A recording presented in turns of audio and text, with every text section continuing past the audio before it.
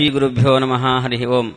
ಪರಮ ಪೂಜ್ಯ ಪರ್ಯಾಯ ಶ್ರೀಪಾದರು ಸಂಕಲ್ಪಿಸಿರುವಂತಹ ನಿರಂತರ ಜ್ಞಾನಯಜ್ಞದಲ್ಲಿ ಶ್ರೀಗಳ ಆದೇಶದ ಮೇರೆಗೆ ಇಲ್ಲಿ ಒಂದು ಜ್ಞಾನಯಜ್ಞ ಸೇವೆಯನ್ನು ಸಲ್ಲಿಸಲು ಬಂದಿರುವಂತಹ ಆಚಾರ್ಯರಿಗೆ ಶ್ರೀಮಠದ ಪರವಾಗಿ ಸ್ವಾಗತವನ್ನು ಬಯಸ್ತಾ, ಎಲ್ಲ ಶ್ರೋತೃವೃಂದಕ್ಕೂ ಸ್ವಾಗತವನ್ನು ಬಯಸ್ತಾ ಆಚಾರ್ಯರಲ್ಲಿ ಪ್ರಾರ್ಥನೆ ಮಾಡ್ತೇನೆ. ತಮ್ಮ ಗರುಡ ಪುರಾಣದ ಪ್ರವಚನವನ್ನು ನಡೆಸಿಕೊಡಬೇಕು ಅಂತ ಕೇಳಿಕೊಳ್ಳುತ್ತೇನೆ.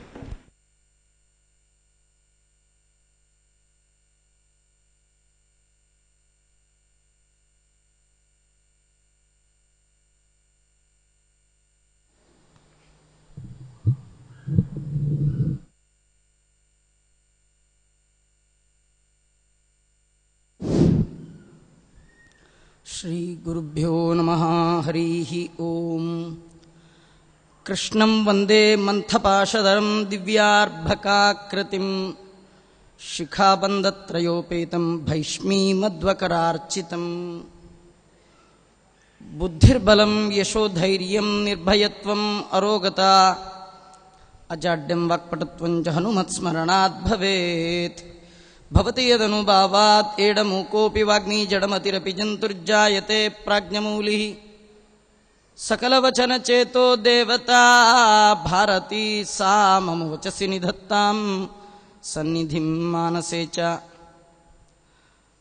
ತಪೋ ವಿದ್ಯಾ ವಿರಕ್ತ್ಯಾದಿ ಸದ್ಗುಣೋಗಾಕರಾನಹಂ ವಾದಿರಾಜಗುರುನ್ ವಂದೇ ಹಯಗ್ರೀವ ಪದಾಶ್ರಯಾನ್. ಮೂಕೋಪಿ ಯತ್ಪ್ರಸಾದೇನ ಮುಕುಂದಶಯನಾಯತೆ ರಾಜರಾಜಾಯತೆ ರಿಕ್ತೋ ರಾಘವೇಂದ್ರಂ ತಮಾಶ್ರಯೇ. ಆಪಾದಮೌಳಿಪರ್ಯಂತಂ ಗುರುಣಾಂ ಆಕೃತಿಂ ಸ್ಮರೆತ್ ತೇನ ವಿಘ್ನಾಃ ಪ್ರಣಶ್ಯಂತಿ ಸಿದ್ಧ್ಯಂತಿ ಚ ಮನೋರಥಾಃ. ಸ್ವಸ್ತಿಸ್ತು ಸತಾಂ. ಶ್ರೀ ಗರುಡ ಉವಾಚ. ಯೇನ ಯೇನ ಚ ಪಾಪೇನ ಯದ್ಯಚ್ಛಿನ್ನಂ ಪ್ರಜಾಯತೆ ಯಾಂ ಯಾಂ ಯೋನಿಂ ಚ ಗಚ್ಚಂತಿ ತನ್ಮೇ ಕಥಯ ಕೇಶವ.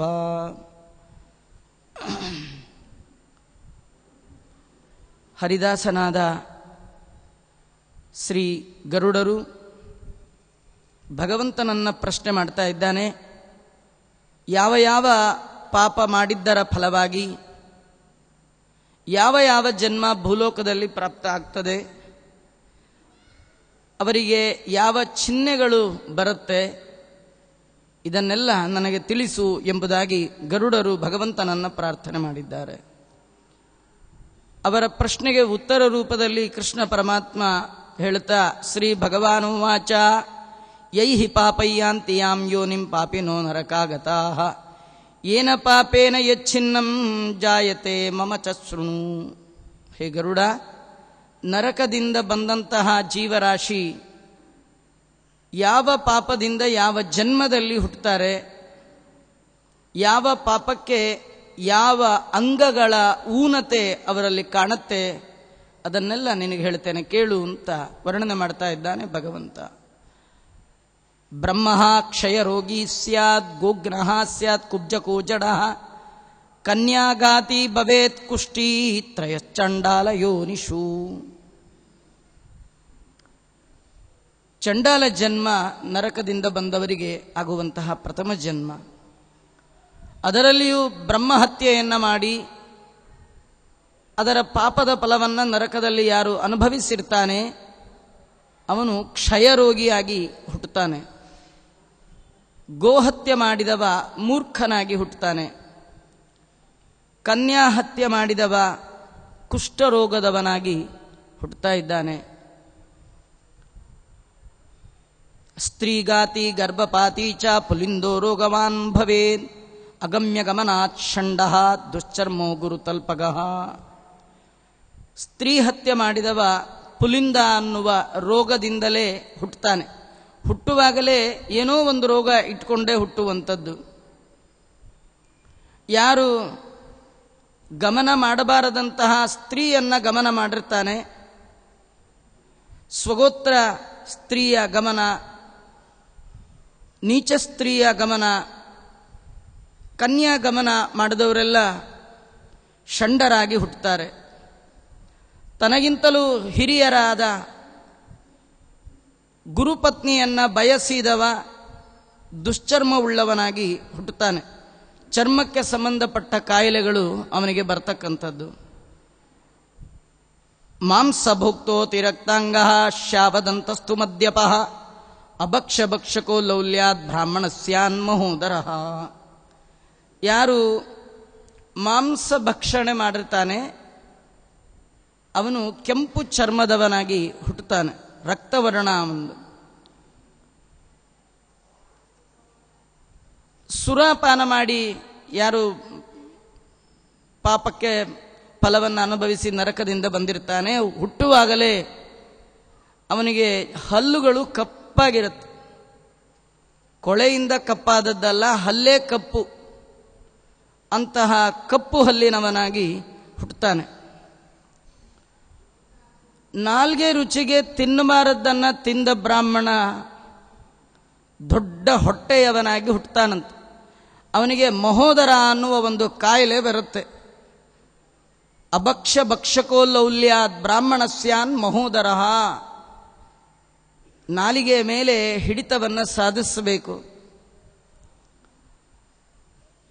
ದೇವರು ಕೊಟ್ಟಂತಹ 5 ಕರ್ಮೇಂದ್ರಿಯಗಳಲ್ಲಿ ಎಲ್ಲ ಇಂದ್ರಿಯಗಳು ಸವಿಯತ್ತೆ. ಕಣ್ಣು ನೋಡಿ ನೋಡಿ ನೋಡಿ ಒಂದಿನ ಕನ್ನಡಕ ಬರುತ್ತೆ, ಕಡೆ ಕಣ್ಣೇ ಹೋಗ್ಬಿಡುತ್ತೆ. ಕಿವಿ ಕೇಳಿ ಕೇಳಿ ಕೇಳಿ ಒಂದಿನ ಕೇಳದ ಹಾಗೆ ಆಗತ್ತೆ. ಎಲ್ಲ ಇಂದ್ರಿಯಗಳಿಗೂ ಮುಪ್ಪಿದೆ. ಎಲ್ಲ ಇಂದ್ರಿಯಗಳಿಗೆ ಮುಪ್ಪು ಬಂದಾಗ ನಾಲಿಗೆಗೆ ತಾರುಣ್ಯ ಬಂದ್ಬಿಡುತ್ತಂತೆ. ನಾಲಿಗೆ ತಿಂದು ಸವದೋಯ್ತು ಅಂತ ಇಲ್ಲೇ ಇಲ್ಲ. ಅದು ತಿಂದು ಚೆನ್ನಾಗಿ ಬಲಿಯತ್ತೆ ವಿನಃ ಅದು ಎಂದೂ ಕೂಡ ಸಾಕಂತ ಅನ್ನೋದೇ ಇಲ್ಲ. ಕೆಲವರು ಬಡಿಸೋ ಟೈಮಲ್ಲಿ ಸಾಕಂತಾರೆ. ಅದರರ್ಥ ಈ ಜನ್ಮದಲ್ಲಿ ಮತ್ತೆ ಬೇಡ ಅಂತಲ್ಲ, ಈಗ ಸದ್ಯಕ್ಕೆ ಸಾಕು ಅಂತ. ಸಾಯಂಕಾಲ ಇಟ್ಟರೆ ಅದನ್ನೇ ತಗೊಳುತ್ತೆ ನಾಲ್ಗೆ ಏನು ಬಿಡೋಲ್ಲ. ಕೆಲವು ಸತಿ ಡಾಕ್ಟರ್ ಹೇಳ್ತಾರೆ ಇಂಥ ಪದಾರ್ಥ ತಿಂದರೆ ನೀವು ಸಾಯ್ತೀರಿ ಅಂತ. ಆದರೆ ಡಾಕ್ಟ್ರಿಗೂ ಮೇಲ್ಪಟ್ಟು ನಾಲ್ಗೆ ಹೇಳುತ್ತೆ ಸತ್ರು ಪರವಾಗಿಲ್ಲ ತಿಂತೀನಿ ಅಂತ. ಕೆಲವರು ಸಾಯೋಣ ಅಂತ ತಿಂದೇ ತಿಂತಾರೆ, ಬಿಡೋದೇ ಇಲ್ಲ. ಅಂದರೆ ನಾಲಿಗೆ ಹೇಳಿದ ಹಾಗೆ ಕೇಳ್ತಿರ್ತಾನೆ. ಯಾವುದನ್ನೂ ಗೆಲ್ಲಬಹುದು, ನಾಲಿಗೆಯನ್ನು ಗೆಲ್ಲೋದು ಬಹಳ ಕಷ್ಟ ಅಂತ ಭಾಗವತದಲ್ಲಿ ಏಕಾದಶ ಸ್ಕಂದದಲ್ಲಿ ಹೇಳುವಾಗ ಒಂದು ನಾಲಿಗೆಯಿಂದಾಗಿ ಮೀನು ತನ್ನ ಪ್ರಾಣವನ್ನೇ ತೆತ್ತು ಬಿಡುತ್ತೆ. ಮೀನು ಹಿಡಿಯುವಂತಹ ಬೆಸ್ತ ಒಂದು ಗಾಳಕ್ಕೆ ಒಂದು ಎರೆಹುಳುನ ಹಾಕಿ ನೀರೊಳಗೆ ಬಿಟ್ಟಿರ್ತಾನಂತೆ. ಎಲ್ಲೆಲ್ಲೋ ತಿರುಗುವ ಮೀನು ಆ ಎರೆಹುಳು ತಿನ್ನೋಣ ಅಂತ ಆಸೆಯಿಂದ ಎರೆಹುಳು ಹತ್ರ ಬರುತ್ತಂತೆ. ಆ ಎರೆಹುಳು ಮೀನ್ಗೆ ಹೇಳತ್ತಂತೆ, ಸುತ್ತಿ ಸುತ್ತಿ ಬರುವೆ ನನಗಾಗಿ, ಮೇಲೊಬ್ಬ ಕುಂತವನೇ ನಿನಗಾಗಿ. ನೀನು ಎಲ್ಲ ಕಡೆ ಸುತ್ತಕೊಂಡು ನನ್ನ ಹತ್ರ ಬರ್ತೀಯ, ನನ್ನ ತಿನ್ನಬೇಕು ಅಂತ. ನಿನ್ ತಿನ್ನಲಿಕ್ಕೆ ಮೇಲೊಬ್ಬ ಕುಂತಿದ್ದಾನೆ ಅಂತ ಎರೆಹುಳು ಹೇಳತ್ತಂತೆ. ನಾವು ಮೊದಲು ಆಸೆ ಪಟ್ಟು ಏನನ್ನೋ ತಿಂತಾ ಇರ್ತೀವಿ. ಆ ಆಸೆಯೇ ನಮಗೆ ಪಾಶ ಆಗಿ ಪ್ರಾಣತ್ಯಾಗಕ್ಕೂ ಸಿದ್ಧರಾಗುವ ಪ್ರಸಂಗ ಬರುತ್ತೆ. ಅದರಿಂದ ನಾಲಿಗೆ ಕೇಳುವಾಗಲೇ ನಾಲಿಗೆಯ ಮೇಲೆ ದಮನ ಮಾಡಿ ತಿನ್ನೋದಿಲ್ಲ ಅಂತ ಮಾಡಬೇಕಂತೆ. ಅದನ್ನು ಅಭ್ಯಾಸ ಮಾಡುವ ಸಲುವಾಗಿ ನಮ್ಮ ಹಿರಿಯರು ನಮಗೆ ಹಾಕಿಕೊಟ್ಟದ್ದು ಚಾತುರ್ಮಾಸ್ಯ. ಈ ಚಾತುರ್ಮಾಸ್ಯದ ಮೊದಲ ತಿಂಗಳು ಶಾಖವ್ರತ, 2ನೇ ತಿಂಗಳು ದಧಿವ್ರತ, 3ನೇ ತಿಂಗಳು ಕ್ಷೀರವ್ರತ, 4ನೇ ತಿಂಗಳು ದ್ವಿದಳ ವ್ರತ ಅಂತ ಈ ವ್ರತಗಳನ್ನು ಮಾಡಿ ಭಗವಂತನ ಹೆಸರಿನಲ್ಲಿ ಕೆಲವು ಪದಾರ್ಥಗಳನ್ನು ಬಿಡ್ತೇವೆ. ಬಿಡ್ತಾ ಬಿಡ್ತಾ ಬರಬೇಕೇ ವಿನಃ ದೇವರಿಗಾಗಿ ಏನನ್ನೂ ಬಿಡಲಿಲ್ಲ ಅಂತಾದರೆ ಭಗವಂತ ತನ್ನ ಮನೆಯಲ್ಲಿ ಭಾಗವನ್ನು ನಮಗೆ ಹೇಗೆ ಬಿಡಬೇಕು? ಅವನು ತನ್ನ ಮನೆಯಲ್ಲಿ ನಮಗೊಂದು ಸ್ವಲ್ಪ ಜಾಗ ಬಿಡಬೇಕಾದ್ರೆ ಅವನ ಹೆಸರಿನಲ್ಲಿ ನಾವು ಏನನ್ನಾದರೂ ಬಿಡಬೇಕು. ಈ ಬಿಡುವುದರ ಉದ್ದೇಶ ಇಂದ್ರಿಯ ನಿಗ್ರಹ. ಎಲ್ಲ ವ್ರತ ನೇಮಗಳ ಮೂಲ ಉದ್ದೇಶ ಇಂದ್ರಿಯಗಳ ಮೇಲೆ ಹತೋಟಿಯನ್ನು ಸಾಧಿಸಿ ಬಯಸುವ ಮನಸ್ಸು ಭಗವಂತನನ್ನೇ ಬಯಸ್ಲಿ ಅನ್ಲಿಕ್ಕಾಗಿ ಇದನ್ನೆಲ್ಲ ವ್ರತ ನೇಮಗಳನ್ನು ಮಾಡಿದ್ದಾರೆ. ಯಾವುದೇ ವರ್ಣದವನು ಇಂದ್ರಿಯ ನಿಗ್ರಹವನ್ನು ಮಾಡದಿದ್ದರೂ ಪರವಾಗಿಲ್ಲ, ಬ್ರಾಹ್ಮಣನಾದವ ನಾಲಿಗೆಗೆ ಎಂದು ಬಲಿಯಾಗಬಾರದು. ಅದನ್ನು ಮರೆತು ಯಾರಾದರೂ ಆಸೆಯಿಂದ ತಿನ್ನಬಾರದ್ದನ್ನು ತಿಂದ ಅಂತಾದರೆ ಮಹೋದರ ಅನ್ನುವ ಕಾಯಿಲೆಗೆ ಅವನು ತುತ್ತಾಗಿ ಹುಟ್ಟುತ್ತಾನೆ. ವೇದವ್ಯಾಸ ದೇವರು ಇನ್ನೊಂದು ಮಾತು ಹೇಳ್ತಾರೆ ನೋಡ್ರಿ, ಅದತ್ವಾ ಇಷ್ಟಮಶ್ನಾತಿ ಸಬವೇದ್ ಗಲಗಂಡವಾನ್ ಶ್ರಾದ್ದೆ ಅಶುಚಿಂ ದತ್ವಾ ಚಿತ್ರಕುಷ್ಟಿ ಪ್ರಜಾಯತೆ. ಅದತ್ವಾ ಇಷ್ಟಂ ಅಶ್ನಾತಿ. ಕೆಲವರಿಗೆ ಕೆಲವು ಪದಾರ್ಥಗಳು ಬಹಳ ಇಷ್ಟ, ಅದನ್ನು ಮಾಡಿಟ್ಕೊಂಡು ಡಬ್ಬಿ ಒಳಗೆ ಒಂದೊಂದೇ ತಿಂತಿರ್ತಾರೆ, ಇನ್ನೊಬ್ರು ಕೊಡೋದೇ ಇಲ್ಲ. ಇಷ್ಟವಾದದ್ದನ್ನು ಕೊಡದೆ ತಿಂದವ ಒಂದು ರೋಗ ಬರುತ್ತಂತೆ, ಈ ಟ್ಯಾನ್ಸಿಸ್ ಅಂತಾರೆ ನೋಡಿ, ಗಂಟಲಿಗೆ ಸಂಬಂಧಪಟ್ಟಂತಹ ಕಾಯಿಲೆ, ಅಂತ ರೋಗಕ್ಕೆ ತುತ್ತಾಗ್ತಾರಂತೆ. ನಿಮಗೆ ಗೊತ್ತಿರಬಹುದು, ನಮ್ಮಲ್ಲೆಲ್ಲ ವಯಸ್ಸಾದವರು ಈ ರಾತ್ರಿ ಹೊತ್ತು ಊಟ ಮಾಡದೆ ಫಲಹಾರ ಮಾಡುವ ಸಂಪ್ರದಾಯ ಇದ್ದರೆ, ಸಣ್ಣ ಮಕ್ಕಳಿದ್ರೆ ತಾವು ತಿನ್ನುವಾಗ ಅವರಿಗೆ ಸ್ವಲ್ಪ ಕೊಟ್ಟೇ ತಿಂತಿದ್ರೆ ವಿನಃ ಮಕ್ಕಳಿಗೆ ತೋರಿಸಿದ ಹಾಗೆ ತಿನ್ನುವಂಥ ತಾಯಿ ತಂದೆಗಳು ಇರಲೇ ಇರಲಿಲ್ಲ. ಯಾವುದೇ ನಮಗಿಷ್ಟ ಆದರೂ ಇಷ್ಟವಾದದ್ದನ್ನು ಮತ್ತೊಬ್ಬರಿಗೆ ಕೊಡು ಅಂತ, ಅದು ನಂಗಿಷ್ಟ, ಅದೊಂದು ಬಿಟ್ಟು ಇನ್ನೆಲ್ಲವನ್ನೂ ಕೊಡ್ತೇನೆ ಅಂತ ಇಷ್ಟವಾದದ್ದನ್ನು ತೆಗೆದಿಟ್ಟು ಇನ್ನೊಬ್ಬರಿಗೆ ಕಾಣದ ಹಾಗೆ ಗೊತ್ತಾಗದ ಹಾಗೆ ತಿಂತಾ ಇದ್ದಾನೆ ಅಂದರೆ ಅವನಿಗೆ ಗಲಗಂಡ ಅನ್ನುವಂತಹ ಗಂಟಲಿಗೆ ಸಂಬಂಧಪಟ್ಟ ಕಾಯಿಲೆ ಬರುತ್ತಂತೆ.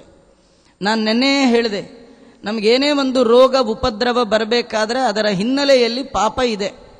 ಪಾಪವೇ ರೋಗವಾಗಿ ನಮ್ಮನ್ನು, ಜನ್ಮಾಂತರದ ಪಾಪಗಳು ನಮ್ಮನ್ನು ಕಾಡುತ್ತಂತೆ. ಪೂರ್ವ ಜನ್ಮ ಕೃತಂ ಪಾಪಂ ವ್ಯಾಧಿ ರೂಪೇಣ ಪೀಡ್ಯತೆ. ಎಷ್ಟೋ ಬಾರಿ ಎಷ್ಟೆಲ್ಲ ಔಷಧಿ ಮಾತ್ರೆ ಪಥ್ಯಗಳನ್ನು ತೆಗೆದುಕೊಂಡರೂ ಆ ಕಾಯಿಲೆಗಳು ವಾಸಿ ಆಗೋದೇ ಇಲ್ಲ.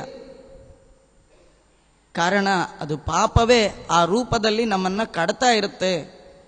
ಅದರಿಂದ ವೇದವ್ಯಾಸದೇವರು ಈ ಮಾತಿನ ಮುಖಾಂತರ ನಮಗೇನು ತಿಳಿಸ್ತಾರೆ, ಯಾವ್ಯಾವ ಜನ್ಮದಲ್ಲಿ ಏನೇನು ಮಾಡಿ ಏನೇನು ಪಾಪಗಳಿಂದಾಗಿ ಏನೆಲ್ಲ ರೋಗ ರುಜಿನಗಳನ್ನು ಅನುಭವಿಸ್ತಾ ಇದ್ದೀರಿ, ಆದರೆ ಮುಂದಿನ ಜನ್ಮಕ್ಕೂ ಹಾಗೆ ಇಟ್ಕೊಳ್ಬೇಡ್ರಿ, ಆದದ್ದಾಯಿತು, ಇನ್ನಾದರೂ ಒಳ್ಳೆಯ ಹಾದಿ ಹಿಡಿಯೋ ಪ್ರಾಣಿ ಅನ್ನುವ ಮಾತಿನ ಆಧಾರದ ಮೇಲೆ ವ್ಯಾಸರು ನಮಗಿದನ್ನೆಲ್ಲ ತಿಳಿಸ್ತಾ ಇದ್ದಾರೆ. ಶ್ರಾದ್ದೆ ಅಶುಚಿಂ ದತ್ವಾ, ಶ್ರಾದ್ದೆ ಅನ್ನಂ ಅಶುಚಿಂ ದತ್ವಾ ಚಿತ್ರಕುಷ್ಟಿ ಪ್ರಜಾಯತೆ. ಶ್ರಾದ್ದದಲ್ಲಿ ಅಶುಚಿಯಾದ ಅನ್ನವನ್ನು ಕೊಡಬಾರದು. ಪುರಾಣಾಂತರದ ಕಥೆಯನ್ನು ನಾವು ಕೇಳ್ತೇವೆ. ಒಬ್ಬರು ತಂದೆ ತಾಯಿಗಳು ತಾವು ಗತಿಸಿದ ಮೇಲೆ ಮಾಡಿದ ಪಾಪ ಪುಣ್ಯದ ಫಲವಾಗಿ ಅದೇ ಮನೆಯಲ್ಲಿ ನಾಯಿ ಮತ್ತೆ ಎತ್ತಾಗಿ ಹುಟ್ಟಿರ್ತಾರೆ. ಒಂದು ಮನೆಯಲ್ಲಿ ಮಗ ತಂದೆಯ ಶ್ರಾದ್ದ ಹೇಳಿ ಮಾಡುವ ಸಂದರ್ಭ, ಸೊಸೆ ಮಡಿಯಲ್ಲಿ ಅಡಿಗೆ ಮಾಡಿರ್ತಾಳೆ. ಒಂದು ಹಾವು ಆ ಅಡಿಗೆಯನ್ನು ತಾನು ತಿಂದಿರುತ್ತೆ, ವಿಷ ಕಕ್ಕಿರುತ್ತೆ. ಇದನ್ನು ನೋಡಿದಂತಹ ನಾಯಿ ಸೊಸೆ ನೋಡುವಾಗಲೇ ಅಡಿಗೆಯನ್ನು ಮುಟ್ಟತ್ತೆ. ಆಗ ಸೊಸೆ ಚೆನ್ನಾಗಿ ಹೊಡಿತಾಳೆ. ಕಡೆಗೆ ಎತ್ತು ಮತ್ತೆ ನಾಯಿ ಮಾತಾಡ್ಕೊಳ್ಳುತ್ತವೆ. ನನ್ನ ಮಗ ಎಲ್ಲಿ ಇಂಥ ಅನ್ನವನ್ನು ಬ್ರಾಹ್ಮಣರಿಗೆ ಕೊಟ್ಟು ಬಿಡ್ತಾನೋ ಅಂತ ಹೇಳಿ ನಾನು ಮುಟ್ಟಿದೆ, ಅದಕ್ಕಾಗಿ ಹೊಡ್ತಾ ತಿಂದೆ ಅಂತ. ಅವರಾಡುವ ಮಾತನ್ನು ಕೇಳಿದ ಮಗ ತನ್ನ ತಂದೆ ತಾಯಿಗಳು ಇಂಥ ಜನ್ಮದಲ್ಲಿ ಹುಟ್ಟಿದ್ದಾರೆ, ಈ ಜನ್ಮದಿಂದ ಉದ್ಧಾರಕ್ಕೆ ಏನು ಬೇಕೋ ಅದನ್ನು ಮಾಡಬೇಕು ಅಂತ ತಾನು ಅನೇಕ ವ್ರತ ನೇಮಾದಿಗಳನ್ನು ಮಾಡಿ ತನ್ನ ತಂದೆ ತಾಯಿಗಳಿಗೆ ಸದ್ಗತಿ ಕೊಟ್ಟದ್ದನ್ನು ನಾವು ಪುರಾಣಾಂತರದ ಕಥೆಗಳಲ್ಲಿ ಕೇಳ್ತಾ ಇದ್ದೇವೆ. ಇದರ ತಾತ್ಪರ್ಯ, ಬೇರೆ ದಿನ ಮನೆಗೆ ಬಂದವರಿಗೆ ಹೇಗೆ ಅವರಿಗೆ ಆತಿಥ್ಯ ಮಾಡ್ತಿರೋ ಸ್ವಲ್ಪ ಹೆಚ್ಚು ಕಡಿಮೆ ನಡೆಯುತ್ತೆ. ಆದರೆ ತಂದೆ ತಾಯಿಗಳ ಶ್ರಾದ್ದದ ದಿನ ಮಾತ್ರ ಬಹಳ ಶುಚಿಯಾಗಿ ಅತ್ಯಂತ ಮಡಿಯಿಂದ ಶ್ರದ್ಧೆಯಿಂದ ನಾವು ಆ ಕರ್ಮವನ್ನು ಮಾಡಬೇಕು. ಶ್ರದ್ಧೆಯ ದೀಯತೆ ಇದಂ ಶ್ರಾದ್ದಂ. ನಿಮಗೆ ಆ ಕರ್ಮದಲ್ಲಿ ಶ್ರದ್ಧೆ ಇಲ್ಲ ಅಂತಾದರೆ ಮಾಡಿದ ಕರ್ಮಕ್ಕೆ ಫಲ ಬೆಲೆ ಇರೋಲ್ಲ. ಅತ್ಯಂತ ಶುಚಿರ್ಭೂತರಾಗಿ ಅವತ್ತು ಅನ್ನವನ್ನು ಬ್ರಾಹ್ಮಣರಿಗೆ ನಾವು ಕೊಡಬೇಕು. ಏನೋ ಮಾಡಿದ್ರಾಯ್ತು, ಕೊಟ್ರಾಯ್ತು, ಬಿಟ್ರಾಯ್ತು, ಒಂಚೂರು ಪಂಚೆ ತಗಲ್ಬಿಟ್ರೆ ಏನಾಯ್ತು, ಮೈಲ್ಗೆಲಿರೋರು ಅಡುಗೆಯನ್ನು ಮುಟ್ಟಿಬಿಟ್ರೆ ಏನಾಗೋಯ್ತು, ಈ ರೀತಿ ಎಲ್ಲ ಪ್ರಶ್ನೆ ಮಾಡಬಾರದು. ಏಷ ಆದೇಶ, ಏಷ ಉಪದೇಶ, ಏಷ ವೇದೋಪನಿಷತ್, ಏವಂ ಉಪಾಸಿತವ್ಯಂ, ಏವಂ ಮುಚೈತದುಪಾಸ್ಯಂ. ಶ್ರುತಿ ಸ್ಮೃತಿಗಳಲ್ಲಿ ಏನು ಮಾಡು ಅಂತ ಶಾಸ್ತ್ರ ಹೇಳುತ್ತೆ ಅದನ್ನು ಹಾಗೇ ಮಾಡಬೇಕು. ಅದರ ಮೇಲೆ ನಮ್ಮ ಪ್ರಶ್ನೆಗಳಿರೋಲ್ಲ.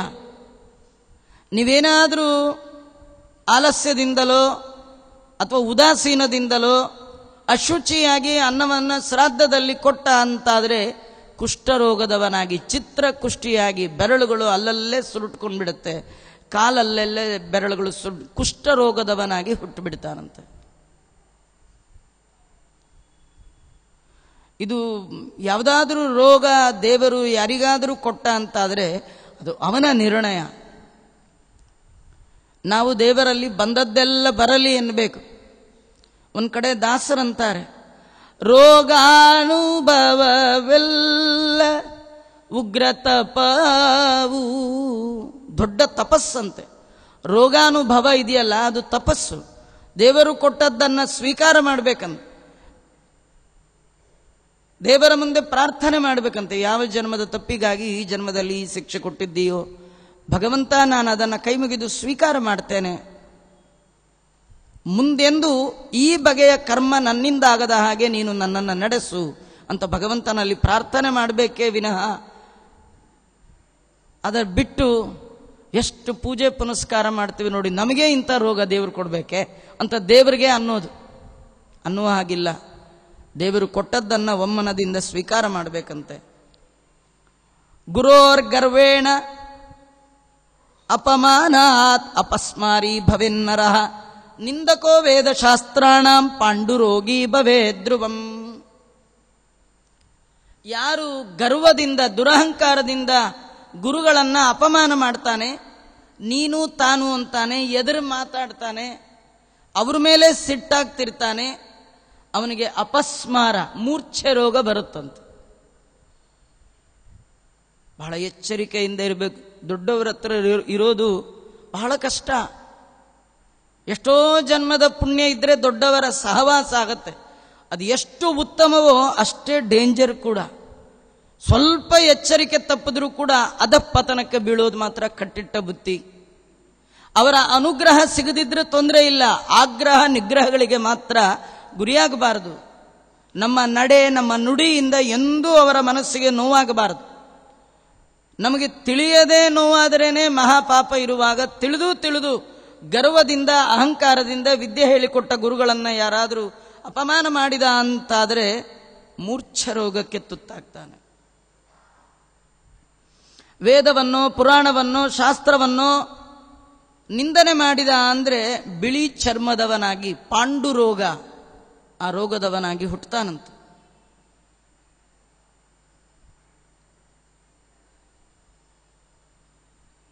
ಆದ್ದರಿಂದ ವೇದಶಾಸ್ತ್ರಗಳನ್ನು, ಪುರಾಣಗಳನ್ನು ನಿಂದೆ ಮಾಡಬಾರದು.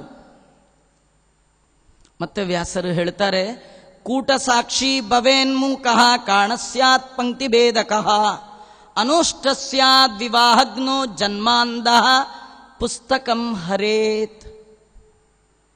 ಯಾರಾದರೂ ಕೋರ್ಟಲ್ಲಿ ಹೋಗಿ ಸುಳ್ಳು ಸಾಕ್ಷಿ ಹೇಳಿಬಿಟ್ಟು ಒಂದು ಸಂಸಾರವನ್ನ ಹಾಳು ಮಾಡಿದ ಅಂತ ಆದರೆ ದೇವರಂತಾನೆ, ನಿಂಗೆ ನಾಲ್ಗೆ ಕೊಟ್ಟದ್ದಕ್ಕೆ ಸುಳ್ಳು ಸಾಕ್ಷಿ ಹೇಳದೆ ಅಲ್ಲ, ಹೇಳಿದ್ದು ಒಂದೇ ಸುಳ್ಳಾದರೂ ಕೂಡ ಮುಂದಿನ ಜನ್ಮದಲ್ಲಿ ಆಡ್ಲಿಕ್ಕೆ ನಾಲ್ಗೆನೇ ಇರಬಾರ್ದು.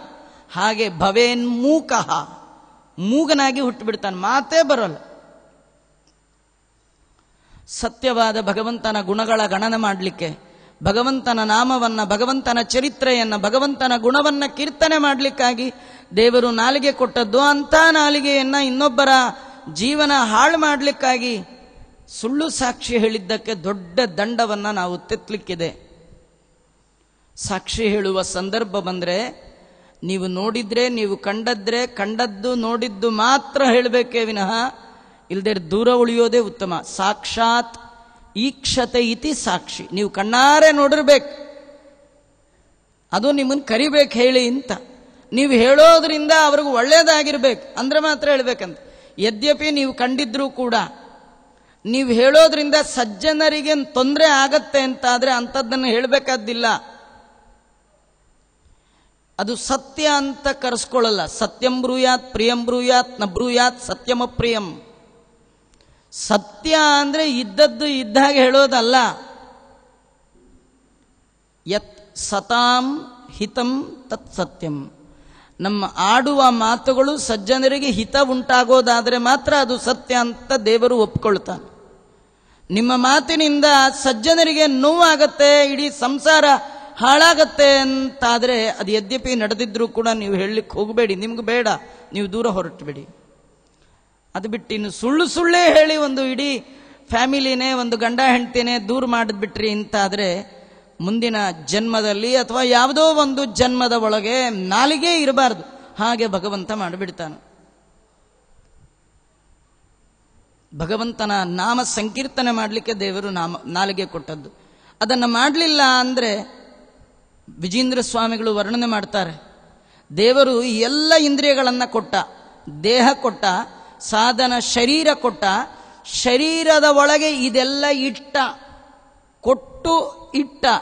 ಕೆಲವರಿಗೆ ಕೊಟ್ಟ ಇಡ್ಲೇ ಇಲ್ಲ, ಕೆಲವ್ರಿಗೆ ದೇಹ ಕೊಟ್ಟಿರ್ತಾನೆ ಕಣ್ಣೇ ಕೊಟ್ಟಿರಲ್ಲ, ಕೆಲವ್ರಿಗೆ ದೇಹ ಕೊಟ್ಟಿರ್ತಾನೆ ಕಿವಿನೇ ಕೊಟ್ಟಿರಲ್ಲ. ಕೃಷ್ಣ ಪರಮಾತ್ಮ ಕಾಳಿಂಗನ್ ಚೆನ್ನಾಗಿ ತುಳಿದ ಮೇಲೆ ಯಾರೋ ಕೇಳಿದ್ರಂತೆ ಕಾಳಿಂಗನ್ನ, ಅಲ್ಲ ನೀನು ಯಾಕೆ ಕೃಷ್ಣನ್ ಕಚ್ಚಿದೆ? ಅದಕ್ಕೆ ನಿನ್ ಕೃಷ್ಣ ತುಳಿದ, ನೀನ್ ಕಚ್ಚದೇ ಇದ್ರೆ ಕೃಷ್ಣ ನೀನ್ ತುಳಿತಿರ್ಲಿಲ್ಲ. ಅಯ್ಯೋ ಗೊತ್ತಾಗ್ಲಿಲ್ಲ ಕೃಷ್ಣನ್ ಕಚ್ಚಿಬಿಟ್ಟೆ ಅನ್ನಂತೆ ಕಾಳಿಂಗ.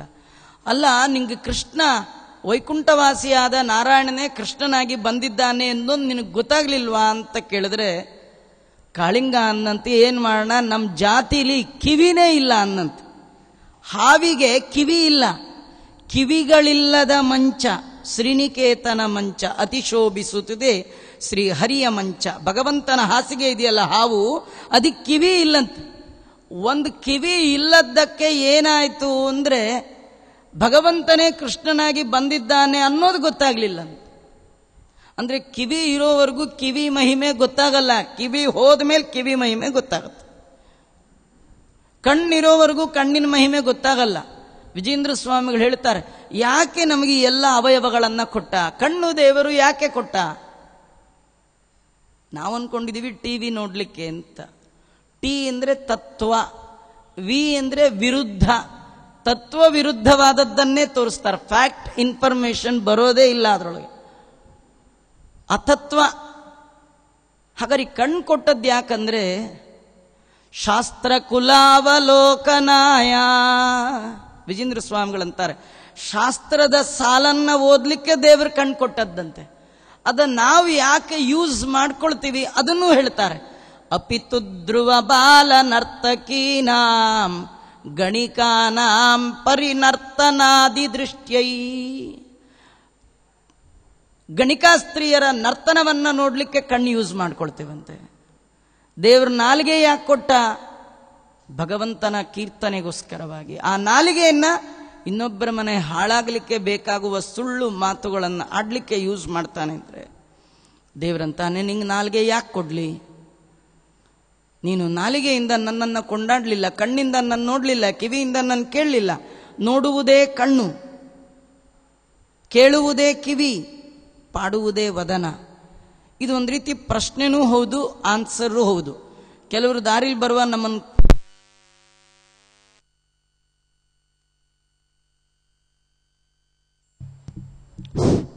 ನೋಡುವುದೇ ಕಣ್ಣು. ಕೆಲವರು ದಾರಿಲಿ ಬರುವ ಕೇಳ್ತಾರೆ ನಮ್ಮನ್ನು, ಕಣ್ಣು ಕಾಣತ್ತಾ ಅಂತ. ನಾವು ಹೂ ಅಂತೀವಿ, ನಿಜವಾಗಿಯೂ ಕಂಡಿಲ್ಲ ನಮ್ಮ ಕಣ್ಣು. ಕಣ್ಣು ಕಾಣತ್ತಾ ಅಂದ್ರೆ ದೇವರನ್ನ ನಿಮ್ಮ ಕಣ್ಣು ಕಾಣತ್ತಾ? ಕಂಡೇ ಇಲ್ಲ. ಗಾಡಿಕಾರ ರಂಗಯ್ಯನ ನೋಡುವುದೇ ಕಣ್ಣು, ಗಾಡಿಕಾರ ರಂಗಯ್ಯನ ಕೇಳುವುದೇ ಕಿವಿ, ಗಾಡಿಕಾರ ರಂಗಯ್ಯನ ಪಾಡುವುದೇ ವದನ. ಆ ಮೂರು ಕೆಲಸ ಆಯಾಯ ಇಂದ್ರಿಯಗಳು ಮಾಡ್ತಾ ಇಲ್ಲ ಅಂದ್ರೆ ಆ ಇಂದ್ರಿಯಗಳು ಏನು ಪ್ರಯೋಜನ ಇಲ್ಲ.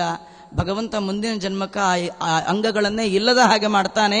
ಅದನ್ನ ಹೇಳ್ತಾರೆ, ಕೂಟ ಸಾಕ್ಷಿ ಭವೇನ್ಮೂಕಃ ಕಾಣಸ್ಯಾತ್ ಪಂಕ್ತಿ ಭೇದಕಃ.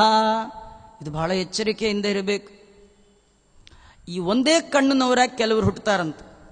ಅದು ಯಾರು ಅಂದ್ರೆ ಊಟ ಬಡಿಸುವಾಗ ತನಗೆ ಏನೋ ಬಡಿಸುವಾಗ ಬೈ ಮಿಸ್ಟೇಕ್ ಒಬ್ರಿಗೊಂಚೂರು ಹೆಚ್ಚು ಒಬ್ರಿಗೊಂಚೂರು ಕಮ್ಮಿ, ಅಥವಾ ಮಗು ಕೂತಿತ್ತು ಅದಕ್ಕೆ ಸ್ವಲ್ಪ, ದೊಡ್ಡವ್ರು ಕೂತಿದ್ರು ಅವ್ರಿಗೆ ಜಾಸ್ತಿ, ಇದು ಪರವಾಗಿಲ್ಲ. ಯಾರಾದ್ರೂ ಬೇಕು ಅಂತಾನೆ ಇವ್ರು ನಮ್ಮವರು, ಇವರು ನಮ್ಮವರಲ್ಲ, ಇವರು ಕೊಟ್ಟಿದ್ದಾರೆ, ಇವರು ಕೊಟ್ಟಿಲ್ಲ ಅಂಥೇಳಿ ಪಂಕ್ತಿ ಭೇದ ಮಾಡಿ ಬಡಿಸಿದ ಅಂತಾದರೆ ಮುಂದಿನ ಜನ್ಮದಲ್ಲಿ ಒಂದೇ ಕಣ್ಣಿನವನಾಗಿ ಹುಟ್ಟುತ್ತಾನೆ. ಅನುಷ್ಟಃ ಸ್ಯಾದ್ ವಿವಾಹಗ್ನಃ. ಯಾರಾದರೂ ಮದುವೆ ಮನೆಯಲ್ಲಿ ಹೋಗಿ ಆ ಮದುವೆಯನ್ನು ನಿಲ್ಲಿಸಿಬಿಟ್ಟ ಅಂದರೆ ಅನುಷ್ಟಃ ತುಟಿ ಸೀಳಕವಾಗಿ ಹುಟ್ಟುತ್ತಾನೆ. ನೀವು ಆಮೇಲೆ ಪ್ಲಾಸ್ಟಿಕ್ ಸರ್ಜರಿ ಮಾಡಿಸ್ಕೊಳ್ಳೋದು ಬೇರೆ, ಆದರೆ ದೇವರಂತೂ ನಿಮ್ಮನ್ನು ಕಳಿಸುವಾಗ ನೀವು ಯಾವುದೋ ಜನ್ಮದಲ್ಲಿ ಒಂದು ಮದುವೆಯನ್ನು ಹಾಳು ಮಾಡಿದ್ದೀರಿ ಅಂತ ತೋರಿಸ್ಲಿಕ್ಕೆ ಆ ಒಂದು ಸೈನ್, ಚಿಹ್ನೆ ಸಮೇತವಾಗಿ ನಮ್ಮನ್ನು ಕಳಿಸ್ತಾನೆ. ಅನೋಷ್ಟಃ, ಓಷ್ಟ ಅಂದರೆ ತುಟಿ, ಅದು ಹಾಳಾಗಿರುತ್ತೆ. ನೋಡಿ, ಎಲ್ಲದಕ್ಕಿಂತ ದೊಡ್ಡದು ಅಂದರೆ ಜನ್ಮಾಂಧಃ ಪುಸ್ತಕಂ ಹರೇತ್.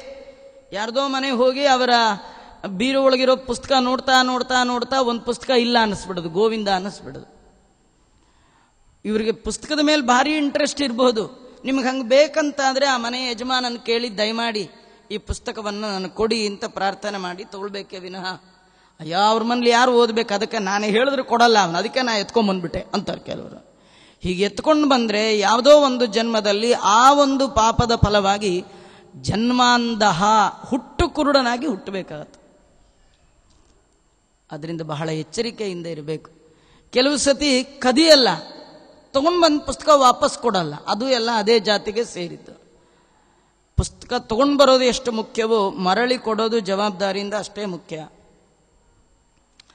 ಗೋ ಬ್ರಾಹ್ಮಣ ಪದಾಘಾತಾತ್ ಕಂಜ ಪಂಗುಶ್ಚ ಜಾಯತೆ ಗದ್ಗದೋಂತವಾದಿತ್ಯ ಶ್ರೋತ್ರ ಬದಿರೋ ಭವೇತ್. ಯಾರು ಬ್ರಾಹ್ಮಣರನ್ನ ಗೋವುಗಳನ್ನ ಕಾಲಿನಿಂದ ಒದಿತಾನೆ ಅವನು ಕುಂಟನಾಗಿ ಹುಟ್ಟುತ್ತಾನೆ. ಈ ಕುಂಟ ಅಂದರೆ ಒಂದು ಕಾಲ್ ಸರಿಗಿಲ್ದೇ ಇದ್ರೆ ಕುಂಟ, ಎರಡೂ ಕಾಲ್ ಸರಿಗಿಲ್ದೇ ಇದ್ರೆ ಅವನು ಹೆಳವ. ಪಂಗು ಕಂಜೋಪಿ ಜಾಯತೆ, ಅವನು ಕಂಜ ಅಂದರೆ ಕುಂಟ, ಪಂಗು ಅಂದರೆ ಹೆಳವ. ಯಾರು ಎರಡೂ ಕಾಲಿಂದ ಒದಿತಾನೆ, ನೋಡಿ ಒದಿತಾನೆ ಅಂದರೆ ಒದಿಲೇಬೇಕಂತಿಲ್ಲ. ಕೆಲವರು ಬಾಯಲ್ಲಿ ಅಂದಂದಂದು ಪಾಪ ಕಟ್ಕೊಳ್ತಿರ್ತಾರೆ. ಕೆಲವರು ಮನೇಲಿ ಮಾತಾಡುವಾಗ ನಿನ್ನ ಜಾಡಿಸ್ ಒದ್ದು ಬಿಡ್ತೀನಿ ಅಂತಾರೆ, ಕೆಲವರು ನಿನ್ನ ಎಗರಿಸಿ ಒದ್ದು ಬಿಡ್ತೀನಿ ಅಂತಾರೆ. ಏನೋ ಹೀಗೆಲ್ಲ ಶಬ್ದಗಳ ಪ್ರಯೋಗ ಮಾಡ್ತಿರ್ತಾರೆ. ಈ ಒಂದ್ಸತಿ ನೀವು ದುಷ್ಟ ವಾಕ್ಯಗಳನ್ನು ಆಡ್ಲಿಕ್ಕೆ ಅಭ್ಯಾಸ ಮಾಡ್ಕೊಂಡ್ಬಿಟ್ರೆ ದೊಡ್ಡವರು ಚಿಕ್ಕವರು ಅನ್ನೋದು ಮರ್ತೋಗ್ಬಿಡುತ್ತೆ. ಸಿಟ್ಟು ಬಂದಾಗ ಆ ರೀತಿ ಮಾತಾಡ್ತೀರಿ. ಕೈಯಿಂದ ಮಾಡಿದ್ರೆ ಎಷ್ಟು ಪಾಪವೋ ಮನಸ್ಸಿನಿಂದ ಮಾಡಿದ್ರೆ ಅದಕ್ಕಿಂತ ಹೆಚ್ಚು ಪಾಪ. ಮನದೊಳಗೆ ಸುಂದರ ಪದಾರ್ಥಗಳ ಕಲ್ಪಿಸಿಕೊಡೆ ಕೈಗೊಂಬ. ಭಗವಂತ ಮನಸ್ಸಿನಲ್ಲಿ ಒಳ್ಳೊಳ್ಳೆ ಪದಾರ್ಥಗಳನ್ನು ಕಲ್ಪಿಸಿಕೊಟ್ರೆ ಭಗವಂತ ಮನದೊಳಗೆ ತಾನಿಪ್ಪ ಮನವೆಂದೆನಿಸಿಕೊಂಬ ಮನದ ವೃತ್ತಿಗಳನುಸರಿಸಿ ತ್ರಿವಿಧ ಭೋಗಗಳು ಈವನು ಚೇತನಕ್ಕೆ ಮನವನಿತ್ತರೆ ತನ್ನ ನೀವನು. ಅಂತಹ ಭಗವಂತ ಮನಸ್ಸಿನಲ್ಲೇ ಇರ್ತಾನೆ. ಮನಸ್ಸಿನಲ್ಲಿ ಮಾಡಿದ ಶುಭ ಕರ್ಮಕ್ಕೂ ಪುಣ್ಯ ಉಂಟು, ಮನಸ್ಸಿನಲ್ಲಿ ಮಾಡಿದ ಅಶುಭ ಕರ್ಮಗಳಿಗೆ ಪಾಪ ಉಂಟು. ಅದರಿಂದ ನಿಮ್ಮ ಮನಸ್ಸು ಚೆನ್ನಾಗಿಟ್ಕೊಳ್ಬೇಕು. ಕೆಲವರು ಮನಸ್ಸಿನಲ್ಲೇ ಕೂತ್ ಕಡೆನೆ ಅನ್ಕೊ ನೋಡಿದ್ರೆ ಒದ್ದು ಬಿಡೋಣ ಅನಿಸ್ತಾ ಇರುತ್ತೆ. ಅವ್ರು ಬಾಯಿ ಬಿಟ್ಟು ಅನ್ನೆಲ್ಲ ಒದಿಯೋದಿಲ್ಲ, ಮನಸ್ಸಿನಲ್ಲಂದ್ರೂ ಸಾಕಂತ ಅವ್ರಿಗೆ ಆ ಪಾಪ ಬರುತ್ತೆ. ಅಂಥವ ಕುಂಟನಾಗಿ ಹೋಗ್ತಾನೆ. ಮತ್ತೆ ಬರೀ ಸುಳ್ಳು ಸುಳ್ಳು ಮಾತಾಡ್ತಿರ್ತಾರೆ ಕೆಲವರು. ಜೀವನದ ಉದ್ದಕ್ಕೂ ಬರೀ ಸುಳ್ಳು ಮಾತು. ಗದ್ಗದೋ ಅಂದ್ರತವಾದಿಸ್ಯಾತ್, ಅಸತ್ಯ ಮಾತಾಡುವವ ಅವನಿಗೆ ತೊದಲಾಗತ್ತಂತ. ಯಾರು ಅದನ್ನ ಕೇಳ್ತಾನೆ ಅವನು ಸುಳ್ಳು ಹೇಳೋದನ್ನು ಕೇಳೋದೇ ಅವನಿಗೆ ನಿಜವಾದ ಹೇಳಿದ್ರೆ ಕೇಳೋದೇ ಇಲ್ಲ. ಅವನು ಮುಂದಿನ ಜನ್ಮದಲ್ಲಿ ಬದಿರೋ ಭವೇತ್, ಅವನು ಕಿವುಡನಾಗಿ ಹುಟ್ಟುತ್ತಾನೆ. ಗರದಸ್ಯಾತ್ ಜಡೋನ್ಮತ್ತಃ ಖಲ್ವಾಟೋಗ್ನಿ ಪ್ರದಾಯಕ ದುರ್ಭಗ ಫಲ ವಿಕ್ರೇತ ರೋಗವಾನ್ ಪರಮಾಂಸಬುಕ್. ವಿಷವನ್ನು ಕೊಡುವವ ಉನ್ಮತ್ತನಾಗಿ ಹುಟ್ಟುತ್ತಾನೆ, ಜಡನಾಗಿ ಮೂರ್ಖನಾಗಿ ಹುಟ್ಟುತ್ತಾನೆ.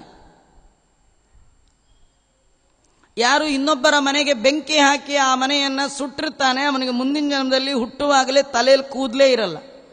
ಖಲ್ವಾಟೋ ಅಗ್ನಿದಾಯಕ ಆಗಿರಲ್ಲ, ಆಮೇಲೆ ಬರುತ್ತೆ ಇಲ್ಲ, ಅವನಿಗೆ ಬರೋದೇ ಇಲ್ಲ. ಮಾಂಸ ಮಾರುವವ ದುರ್ಭಗನಾಗ್ತಾನೆ, ಮಾಂಸ ತಿನ್ನುವವ ಕೆಟ್ಟ ರೋಗದವನಾಗಿ ಹುಟ್ಟುತ್ತಾನೆ.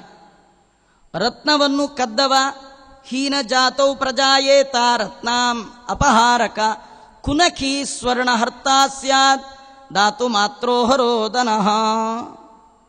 ಯಾರು ಬಂಗಾರವನ್ನು ಕದ್ದಿರ್ತಾನೆ ಅವನ ಉಗುರುಗಳು ಸುರುಟ್ಕೊಂಡು ಸ್ಟ್ರೈಟ್ ಹುಟ್ಟಲ್ಲ, ಕೆಟ್ಟ ಉಗುರಾಗುತ್ತೆ.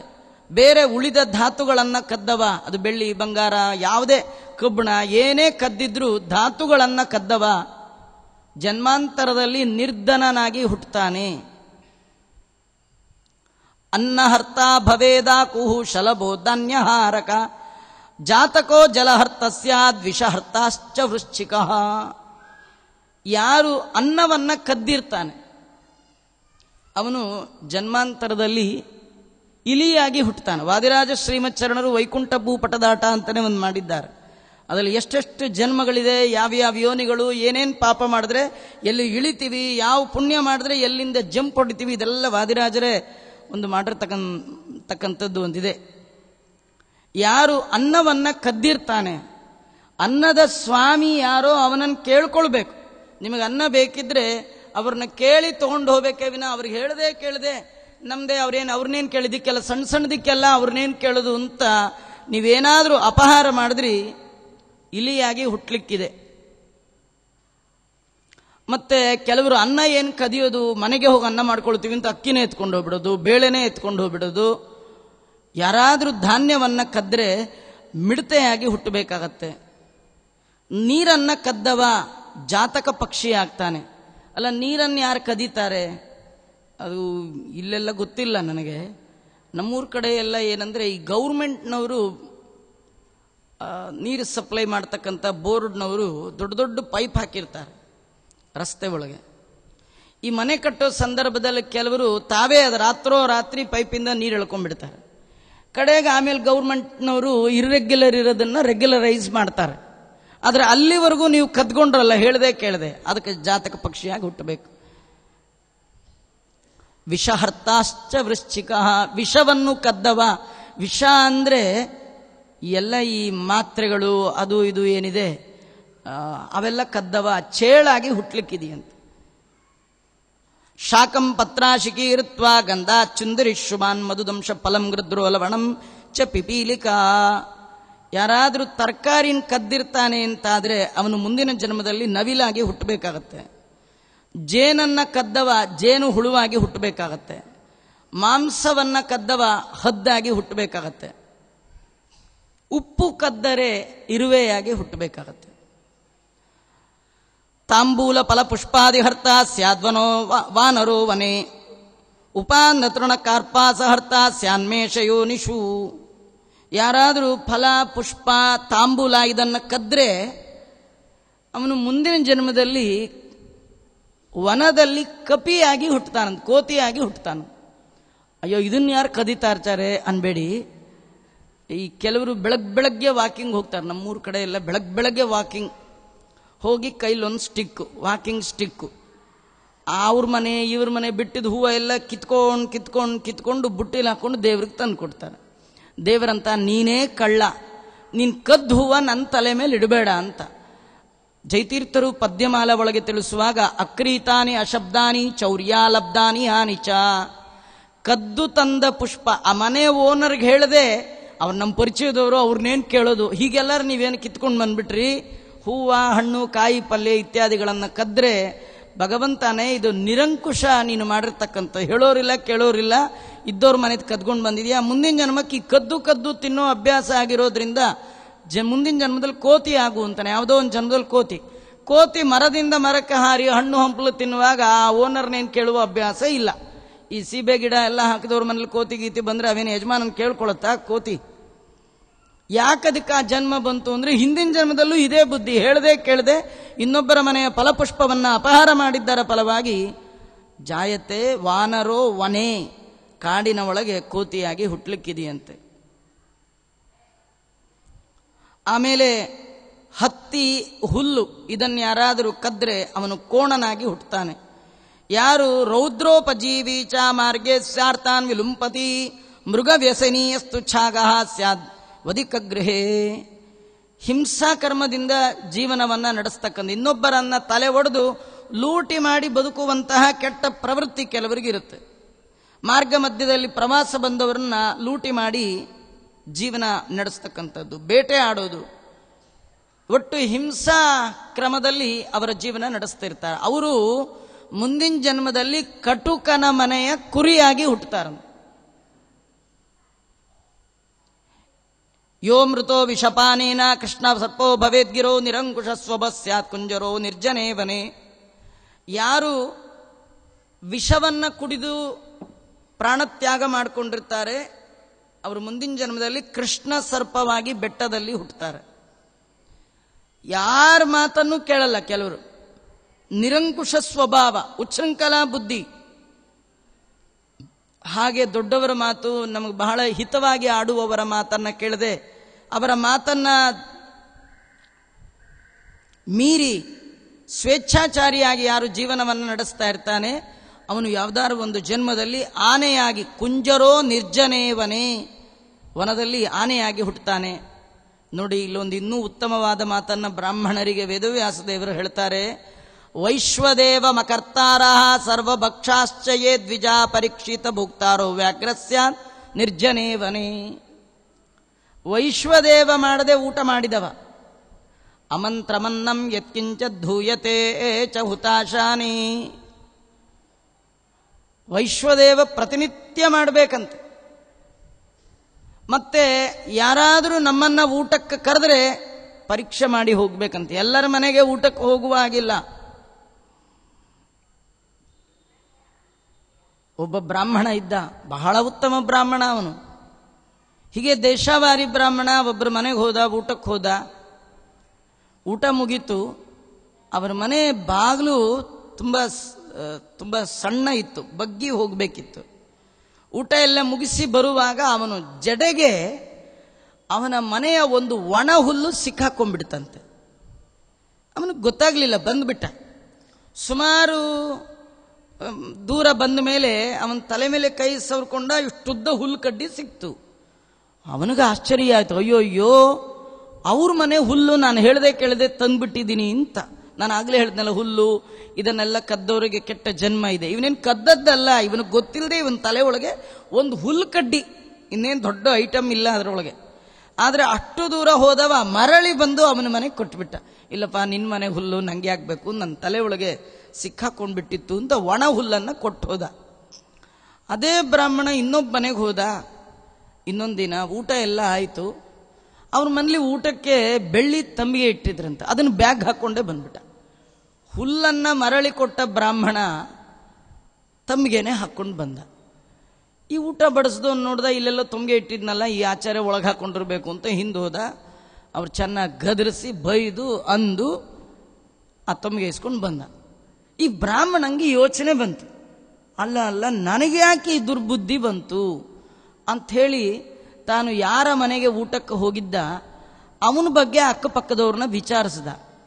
ಇವನು ಯಾರು, ಇವನಿಗೆ ಹೇಗೆ, ಇವನ ಸಂಪಾದನೆ ಏನು ಅಂತ. ಆಮೇಲೆ ಆ ಊರಿನವ್ರು, ಅಯ್ಯೋ ಅವನು ದೊಡ್ಡ ಕಳ್ಳ, ಅವನ ಮನೆಗೆ ಹೋಗಿದಾರಲ್ಲ ಆಚಾರ್ಯ ನೀವು ಊಟಕ್ಕೆ ಎಂದ್ರಂತೆ.